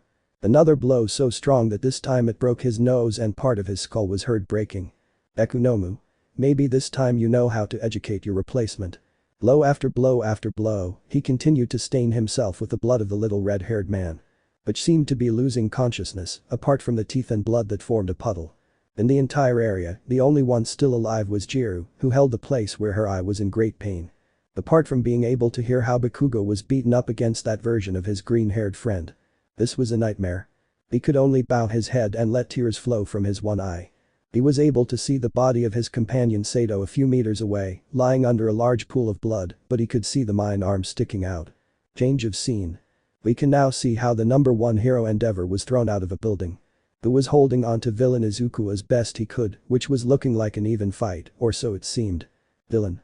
Tell me Enji, your loved one was there all this time and you just found out when he died, how pathetic do you feel now? Laughing a little as he freed himself from the hero's grip and grabbed his head, kneeing him hard in the face. Drawing blood from his nose and leaving him disoriented. Concentrating energy in his hand surrounded by red rays and punching him in the face. Sending it against the ground, creating a large crater. Villain. You are really annoying, even though you are below All Might, I have to recognize your strength. Then he saw his hand, which was somewhat burned from hitting the Endeavor. Villain mind. Gosh, it's clear this Endeavor is stronger than mine. But that's it, I hear a noise coming from behind him, turning around to find the same All Might.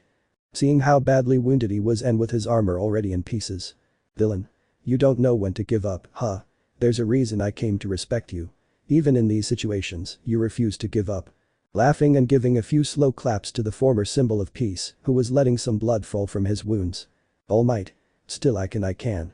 Raising his arm as best he could and revealing the only piece of armor he had left to fight with. All Might. I can still fight. The green-haired man in a suit just looked at him with a neutral expression, but inside he was surprised. Coming to mind was that confrontation he had against his All Might. Where he barely won the victory. But now. This was very bizarre like that time. The green-haired man returned to reality when he felt a slight pain in his chest due to All Might's punch, but that caused his armor's glove to be destroyed. What caused it to fall to pieces on the ground, leaving only the blonde's fist in the green-haired man's chest against the suit. Villain. This is pathetic. At that he raised his hand surrounded by red rays, this being seen by the blonde who just stood firm. He showed no fear. He did not ask for mercy. He just stood there in pain and showed that smile. That damn smile. That once meant so much to the whole world. Villain. Dies. Throughout the area, only a loud bang could be heard, along with lightning that spread throughout the area. Then you could see how the villain flew off in an unknown direction. Change of scene. Please arrive on time. That's what Izumi thought as she flew at full speed, already reaching the apartment area. Where he used to live with his entire family. Arriving at the place, seeing that some places were destroyed. Almost all of them were from the apartment where his mother lived. Izumi's mind. Cursed berserk, she searched for mom who destroyed the whole place to find her. Going down a little, he only found some people dead from the rubble and others who were clearly tortured. Izumi's mind. Damn berserk, if you did something to him I can't stop seeing his house in the distance and the floor of his home. Izumi. No. She said desperately and went down to the place, removing rubble by rubble. Izumi. Mom. He screamed, removing all the debris from the place, only finding things from his destroyed living room. Your furniture, TV, kitchen stuff all at once. The family picture, where you could see a young Izuku in his Almight costume, in his mother's arms. Izumi. Mom. Please. She said terrified and worried, thinking the worst, since the entire house was almost destroyed. The odds were very low. Who's there? That voice. It was her. Definitely. Izumi. Mom. He said it again and followed where the voice came from, but he saw a frying pan being thrown in his direction. Something that scared the green-haired girl, since it wasn't just a frying pan, but also some books and some cutlery. Dodging as best he could everything that was thrown at him until a small stone hit him on the forehead. I don't feel it that strongly, but it does cause some pain. Izumi. Oh. Rubbing the spot where the stone fell and seeing where it came from, as well as who was responsible for it. Inko. Who are you, Izuku? Surprised and confused to see a girl who was very similar to her son. Izumi. Wait please, listen mom, I know this can be confusing, but let me explain. Inko. Mom. Now she didn't know what to do or believe, in front of her, a girl who was almost a copy of her son, was in front of her. But then what happened on the news came to mind, seeing the image of this same girl that appeared on the screen. Izumi. I'm more like your daughter, from another world, one where you had me already, Izuku. Seeing that the woman seemed to understand a little, but was still confused by this. Izumi. Listen, where I come from, you're dead, Dad and Izuku too, I came here, I made a deal so I could take you and Izuku. Lowering her head a little, very sad, after all and after talking to Izuku, she couldn't face her mother. She was desperate to get her family back. Inko stared at her, noticing the sadness on her face as she recounted the part where she and Izuku died. I didn't know why. But. The image of his son as a child, crying and asking for a hug, came to mind. Izumi. I know what I did wasn't the best, but I was desperate, it's just that I miss them so much. Being with tears that threatened to come out. Izumi. I know I have a lot to explain, but we have to get out of here now. Looking up, he found himself face to face with his commander, who raised his hand. Izumi closed her eyes at the thought of being slapped. Expecting the blow, he only felt his cheek being gently caressed. Seeing that it was Inko, he just smiled at her gently. Inko. Yeah, my little one. That was what started the girl's tears pouring out. Letting them out, he took the woman in a hug, kneeling down and putting his face on Inko's chest. Inko was surprised for a few moments, but something told her she should calm down. Izumi. I missed you so much, Mom. Inko. Calm down little one, Mom is with you. Get away. A very familiar voice to the mother and daughter duo was heard outside the building. Inko. Mitsuki. She cried out worriedly for her friend, but Izumi stopped her. Izumi. I'll take care of it, Mom. You stay here. Inko. But Mitsuki. Izumi. I'll be fine, I know who it is, I don't plan on losing you again. Smiling a little and flying off to where the Policinissa woman's voice was. Inko's mind. Oh son, this is just getting more and more twisted. Outside the almost destroyed departmental area, Mitsuki Bakugo could be seen right there. But right now, was with a gun, shooting at Berserk, who was holding Masaru Bakugo by the neck, protecting himself with a blood shield, thanks to one of the quirks that Destroy gave him. Berserk. I couldn't find that bitch Inko, but what luck I found you guys. At that moment I heard Mitsuki running out of bullets, making the woman very angry and desperate for wanting to help her husband. Berserk's laughter was heard and the blood shield disappeared, levitating slightly towards where the woman was. Berserk. Hahaha, well, it will be a pleasure to see your head explode. Before he could reach out, a red beam cut off the arm that was holding Masaru. But causing great pain to Berserk, who managed to join his arm. Before he could turn around, he was thrown hard against the ground. Being dragged along with his attacker. Berserk. Izumi. He shouted angrily and surprised when he saw that it was the green-haired girl who was attacking him, which quickly gathered energy in its mouth and fired a red beam that sent Berserk several kilometers away. The green-haired girl turned around to meet the Bakugo, where they looked at Izumi in surprise. "Izumi. I'll take care of him, you guys go and hide." Vaseru. Hui. He couldn't finish because of a loud roar that was heard and they saw how Berserk propelled himself towards them. But the green-haired girl put her hand on the ground and some red whips came out, pushing Berserk against the sky, but he used his strength to destroy the whips. "Izumi. We'll talk later. Go away." Launching himself at Berserk and colliding their fists creating a powerful shockwave, which took out some nearby cars but being the opportunity for the Bakugo to run away. "Berserk. Why the hell are you rebelling against us?" He asked very angrily, headbutting the green-haired girl, but she responded with an electric shock that ran through Berserk's body. "Izumi." I opened my eyes. Putting his hands together and firing a powerful air cannon that sent Berserk flying and hurting. Change of scene. We can see Deku Nomu again after having taken his revenge on Bakugo to the point where she was already unrecognizable, holding him by the neck. "Deku Nomu. That was useless, just like your whole life." Smiling as he watched the blood gush from his wounds, laughing a little ironically. "Deku Nomu. I'm going to blow your head off and then I'll find the others and skin them." At that, the little-haired boy grabbed the place where he had the biggest wound, being noticed by the green-haired Nomu, who only sighed at the action. "Deku Nomu. If your biggest concern is bleeding out before I kill you, you're dumber than the Bakugo of my world." At that he tightened his grip a little more, causing the little-haired boy to let out more moans of pain, but holding on as best he could. "Bakugo. Sure, but in this world, I'm the idiot who killed you," he said as he let some blood escape from his mouth. But it caused the green-haired man to laugh slightly. "Deku Nomu. Oh yeah, what? Your hands are about to fall off and you have nothing left to explode." Bakugo. I still have one thing left," he said as he slowly lost strength. "Deku Nomu. Yujim, and what is it?" Bringing his ear a little closer to hear the last words of the Polisoniso. "Bakugo. All my bucking, skeleton Deku." At that, from his hands, a glow passed from his palms throughout his body, alerting the green-haired Nomu that before he could get away, he was hit by the explosion, which was so strong that it was noticed from a distance by a certain purple-haired girl, who, upon seeing the explosion, could only cry and walk as best he could, getting away from the place as quickly as possible. Change of scene. We can see how Izuku was running as fast as he could right now, in search of those subjects that Izumi told him are his friends. Izuku's mind. "Damn, I can't find anyone, this is frustrating." Looking around, only seeing destruction everywhere and some people running away. Izuku's mind. "Please Izumi, protect mom." "Deku-kun." The green-haired man stopped in midair and saw not far away. "Izuku. Ichako-chan." He said happily seeing his girlfriend who was with Kendo and Kirishima. Those who also claimed to have seen him, the green-haired man, quickly went to where they were. The brown-haired girl was the first to hug him, very happy to see him. "Izuku. I was worried." Uraraka. "And you to me." Kirishima. "Where were you, old man?" Izuku. "I had some complications with my female self, but I'll tell you later, I need to find two of my selves." Kendo. "Tattoo." Izuku. "Apparently some aren't as bad as we think." Kirishima. "I knew Yamakuma wasn't that bad." Shedding light tears as she still remembers the story told by the black-haired man in the purple suit. Izuku. "Yamakumo. Do you know where it is?" Kendo. "Yes, he helped us evacuate, but maybe he could." He couldn't finish that when he felt a great tremor and saw an explosion in the distance. Uraraka. "Yamakumo." Kirishima. "That's where I was." Izuku. "We have to go help."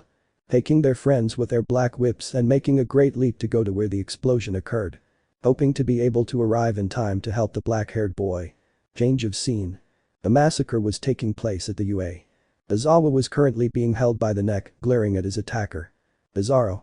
Haha." The red-suited Izuku laughed, who saw in the distance how Deku was crushing the few forces that the academy had, exploding the cannons that Yayoi Rozu created, the pieces that Setsuna used to attack, cutting off Tamaki's tentacles, who was covering a badly injured Najire who had a large wound on her abdomen. Bizarro. "It's a real shame, Azawa, without Nezu, this place is a complete mess." Starting to walk, only being able to hear the black-haired man's moans of pain, who closed his eyes when he heard his students being hurt. Bizarre. No coordination, no camaraderie, just survival instinct due to not being well organized. At that, I shamelessly stepped on the corpse of Present Mick, who was decapitated for being bizarre. Bizarro. "Hey Might, get this over with there's not much time left until time runs out." He screamed as he saw his partner who had sent Tamaki flying. "Deku Might. Okay." He said reluctantly, at least he's already released a lot of stress after what happened with Destroy. For him, what better than to get even with everyone at the UA and those he once called colleagues. Deku-san. At that moment he turned around to find himself with none other than little Eri, who was in the middle of so much chaos, looking in horror at who she believed was the hero who saved her. "Eri-chan, run." It was Mirio's voice that appeared and punched Deku Might, who looked with hatred at the blonde who came to the fight. The little albino just stood paralyzed as she watched her two heroes begin to fight. At that moment she felt a light wind behind her, noticing a shadow that covered her, and when she turned around, there he saw Bizarro, who raised his hand surrounded by crimson rays. Izawa. Eri. Momo, who was the closest, stood in front of the girl and hugged her, hoping to protect her. But he felt nothing. "I just heard something being sent flying and falling into the rubble of the bedrooms. Sorry I'm late." Seinen arrived in time, sending Bizarro flying with a kick. "Eri. Deku-san." He said happily, thinking that his true hero had arrived. "Momo. Midoriya-san." Looking in detail at the clothing that the green-haired man was wearing, not being his companion, but someone else. "Deku Might. What the buck are you doing, Seinen?" Deku Might screamed, who was surprised to see how Seinen arrived, but confused to see the action he committed. "Seinen. What do I do?" At that he turned around and raised his fist surrounded by the One for All. "Seinen. Doing what I should have done since I met them."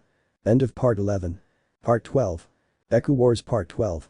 The atmosphere in the UA was very heavy at this moment due to the silence that fell after Seinen's last move. Who arrived at the UA, where he was looking at his surroundings. His classmates were wounded, his dormitories were destroyed, and part of the academy was in pieces due to the battle. Behind him were Momo and Eri, the latter happily looking at her hero who came to save her. But Momo was confused because when she clearly saw the clothing of that Izuku, she knew that he was not a partner. Because of the cape and the darker tone he had in his suit. Not being the only one. The companions and senseis who stayed to protect the academy looked at the Seinen in amazement. And that Bizarre. Who was sent flying. He levitated back to where the person responsible for attacking him was, who remained firm in his own skin. With a clenched fist, ready for combat and waiting for the opportunity to strike the first blow. "Bizarro. So you're rebelling against us, I expected more from Yamakumo than from you." He said while at the same time, Deku Might got down and stood behind his partner. "Seinen. Someone who still cries for someone they love very much, it's normal for them to follow you, since you promised to bring her with you, instead you are just trash, I'm ashamed to even look at myself in the mirror." Deku Might. "Bucket, I'll kill you now, then I'll go after that bitch from your world." At that, light green rays appeared around him, activating his version of One for All. But Seinen didn't seem to be fazed, he just kept quiet, his gaze lowered. Deku Might launched himself at Seinen, ready with his fist to destroy his face. But the sound of lightning was heard and also of how something fell to the ground. At that, everyone saw how what fell to the ground was a hand that was cut off. Seinen appeared behind Bizarro, who looked closely and saw Deku Might, who held in pain the place where his hand was cut. "Seinen. You're too slow, imbecile." Revealing how it was because of a black whip that had taken the form of a blade, which emerged from Seinen's gloves. Everyone was even surprised, as many of them could do little against them. Izawa, due to Mick's death, had been left in shock, which he took advantage of to be the first to neutralize. Though Koyami and Midnight might have managed to defeat him, of course, if Deku Might hadn't arrived, maybe the opportunity would have arisen. At that bizarre moment, he fired an air bullet at Seinen, who quickly jumped into the air. Causing the air bullet to destroy part of the academy's entrance. Deku Might. Damn it. Launching himself fully to deliver a strong kick that was blocked by Seinen, being sent flying against the ground. Bizarro stood up and launched air shots at Seinen, who quickly used his black whips. He created a shield of his own whips, managing to avoid the air bullets. "What should we do?" asked Power Loader, who was helping Midnight stand up due to her broken leg caused by Bizarro. When she wanted to attack him for killing Mick. Midnight. "I don't know, but it seems there's still hope." Feeling the strong shock wave caused by the blows of the three green-haired men. "Uwais. Can you get up?" Being helped by Rin to remove some debris that was on top of Tokoyami. Tokoyami. On Poco. With little strength due to the pain he felt throughout his body due to the beating he received from Bizarro. Both boys from Class B helped him to his feet, getting him out of the danger of the fight. At that moment, someone was sent to the ground and Seinen saw how his opponents almost managed to attack him. But he quickly managed to dodge them, seeing how both of them fired air bullets at him. Seinen responded by creating a shield with his black whips, resisting the attack of both versions that wanted to kill him. But what they both didn't expect was to feel something that took them from the ground. Deku might. What the buck? Seeing how it was a black whip that came out of the ground, forcefully grabbing Deku might, who was buried in the ground. But Bizarro managed to free himself, having to go to heaven to avoid being caught by more whips that tried to catch him. Seinen was like lightning and hit Deku might with a strong kick in his face, which caused teeth and blood to fly out, followed by a blow to his stomach, burying it even deeper into the ground.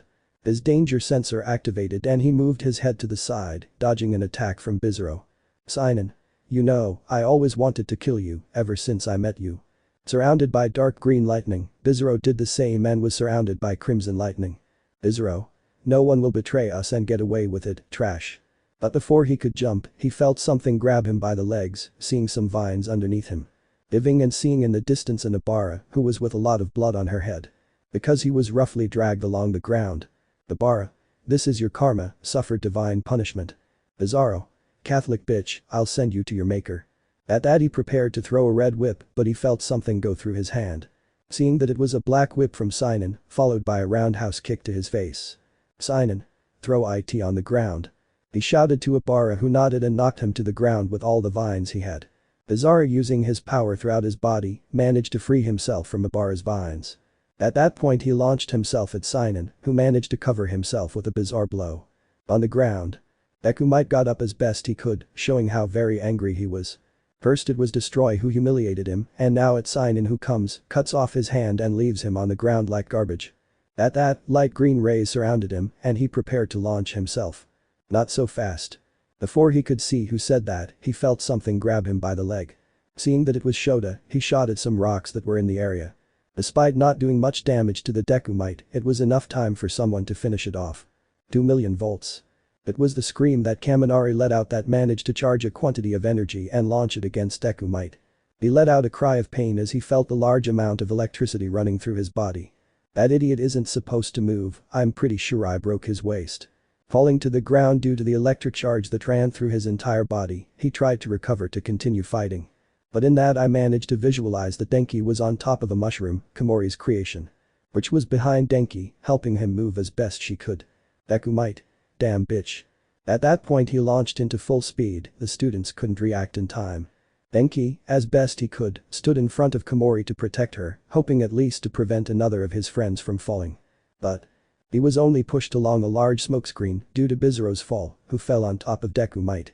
Which caused Denki, Komori and Shota to fly away due to the impact. Seinen landed and quickly stabbed Bizarro's chest with a black whip, causing him to scream in pain. Then to be thrown against some rubble, turning around to stop a kick from Might. Deku might. You're stupid to do this. Seinen. The only stupid one here is you, you're just a coward, hiding behind your mask of power. With his fists he hit Deku might squarely on the sides of his head, who complained of pain, feeling how his skull had been broken by that blow. Being the blood that came out of his ears, nose and eyes. Taking a few steps away, he held his head in pain, but that didn't end it. Since he felt something hot that went through his stomach, causing him to spit out a lot of blood. Seeing that it was Seinen's arm, he didn't hesitate to pierce his chest. Deku might. This still not over. Seinen. I know that. Pulling his fist out of Deku might's chest, he fell to the ground lifeless, forming a pool of his blood in front of Seinen's feet. Who looked at him without any pity. Seinen mind. Too bad this is only temporary. At that he turned around to see Bizarro, where he stood up, still with blood falling from his wound. Bizarro. You know better than anyone that this just won't end like this. He said while trying to stop the bleeding from the wound, which was impossible. Well, it was too deep, but he felt something pierce his skin. Seeing that they were black whips in the shape of blades, which were stuck from his shoulder. Being pulled hard to be attracted by Seinen, who finished him off with a strong punch to his jaw. Not only did it send him flying, but it also destroyed his jaw. From Bizarre, which apart from leaving a line of blood because of his broken jaw. He fell into the same hole where Evil's lifeless body was. Leaving 3 evil Dekus dead on the ground in the lands of the UA Academy. The heavy silence was felt all around, with Seinen who was staring at the Bizarre corpse. Bizarro and Deku might are out. The large hologram that appeared was seen, now seeing how the faces of the two mentioned were crossed out with an X. Seinen. No, not again. Seeing the hologram and the specific face of someone who was already crossed out. Change of scene. Uraraka. We're almost there. she said while they were still floating and being helped by Izuku, who was holding her and the others with his black whips. Arriving at the place where he had seen the explosion and destruction from the fight before. Izuku. We're close, I hope nothing worse has happened. At that moment he went down with the others, who began to run to the place, finding almost the entire area destroyed. Signs of explosions, fire, craters and some parts filled with dried blood. Hiroshima. Yamakumo-san. I scream when I see the mask of the aforementioned in the distance, but everyone was surprised to see that it was his mask. But this one was just hanging on a metal bar, letting it wave in the wind, but with some blood stains. Hendo. No. He said in a sad tone, not wanting to think about the worst. Izuku took the mask and let out a deep sigh. Izuku. Let's move on, let's not think about the worst, we can still find him. He said looking at his friends and continuing with his walk. Uraraka. He's right, let's say searching. Using her quirk to remove some debris, following her boyfriend's example. Hendo. You're right. At that he enlarged his hands and removed several pieces of debris. Hiroshima using his indestructible form with his initial arm, moved everything in the place. Hoping to find the black-haired guy in the purple suit. Hiroshima's mind. Come on bro, you can't die yet, you shouldn't. That's when a certain pink-skinned girl came to mind and when he couldn't do anything to help her when he was in high school. I felt like I could be the same as Yamakumo if Mina had died in front of my eyes. I had to find him and support him. Izuku.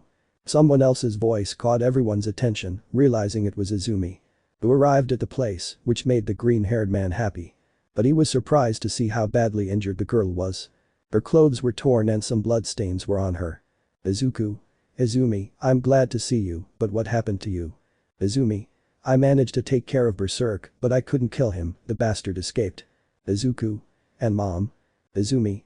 Calm down, I managed to put her in a safe place with the Bakugo. Hendo. Midoriya-san, is she? Izuku. This is Izumi, another of the attackers, she's helping us. Izumi. There will be time to talk, but what were you doing here? Uraraka. Biscamo's Yamakumo. Hearing his companion's words, the man was surprised, even more so when he clearly saw Uraraka. Realizing that he had already met her, that there were others like her. Izumi. I'll take care of that. But that he gathered red energy in his hands and closed his eyes, but at the same time he joined his hands together. Which caused a large red circle to expand to the surroundings, causing no harm to those present. Those who were confused by it. Izumi. Over there. He pointed northwest, levitating and heading towards where the energy came from. Being followed by others. Izuku. What was that? Izumi.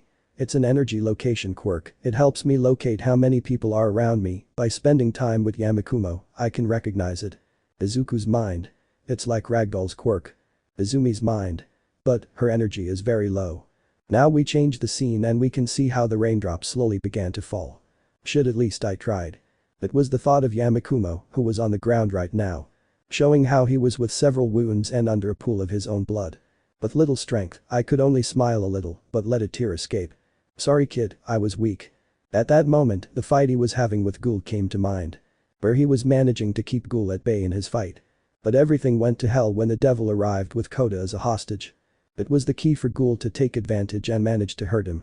Even when he managed to get a bit of an advantage, the devil always helped him. It was a stupid thing to do. Thinking he could beat the strongest of them all. Feeling his strength fading and his vision gradually becoming blurred. Shit, I think I won't be able to come back this time, Achako-chan, forgive me. But that last one, the black-haired man's hand fell lifeless to the ground. At the same time the others arrived and found Yamakumo's lifeless body. Hendo covered his mouth and looked away. Hiroshima touched his face in frustration and punched a nearby piece of debris. Uraraka could only hug Izuku, who only lowered his head in respect. Izumi approached Yamakumo, letting the rain wash away the blood from her companion's face. Izumi. Rest easy, friend. Gently closing her eyes and wiping away a few tears, she had never cried over his death before. But now. It may sound a little hypocritical, but at least he deserved better than this fate. Izumi. We have to go. At that he takes something out of his suit pockets, a small device, resembling a remote control with a small antenna. Pointing to the side of her and then, a portal like Kurogiri's, opened. Izuku. Where are we going? Izumi. End this. Change of scene. A huge explosion erupted in the sky, revealing how the last US Forces plane had crashed. But this, taking Star's last brother. Which was falling next to Destroy. Which showed that he was in the same condition. Both were covered in blood and wounds. due to the explosions of the planes and the attacks of both by their quirks. Plummeting into the sea. Destroy. Are you ready to die? At that he propelled himself with an explosion that came out of his hands. Star. The only one who will die will be you. At that, Destroy was seen extending his hand. Star's mind. New Order will reject any other quirk, according to what the reports told me and what I have managed to see. This guy is like that All for One, which my master faced years ago. If he wants to steal my quirk, at least I will leave him without several. Bang. The sound and the burning were present in his ears and on his forehead. Seeing how Destroy smiled, but felt something liquid fall from his forehead until it reached his eyes. Blood. It was his own blood. And the cause of this was a bullet that hit him squarely in the forehead. Destroy. This was your last big mistake, thinking I'm like AFO. At that, she extended her cannon and a gray beam hit her square in the chest, hitting America's #1 heroine.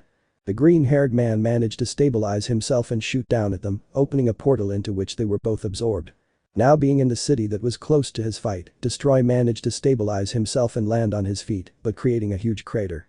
Bert was seen how the leader of the evil Dekus was panting due to fatigue and overexertion from fighting against the #1 heroine.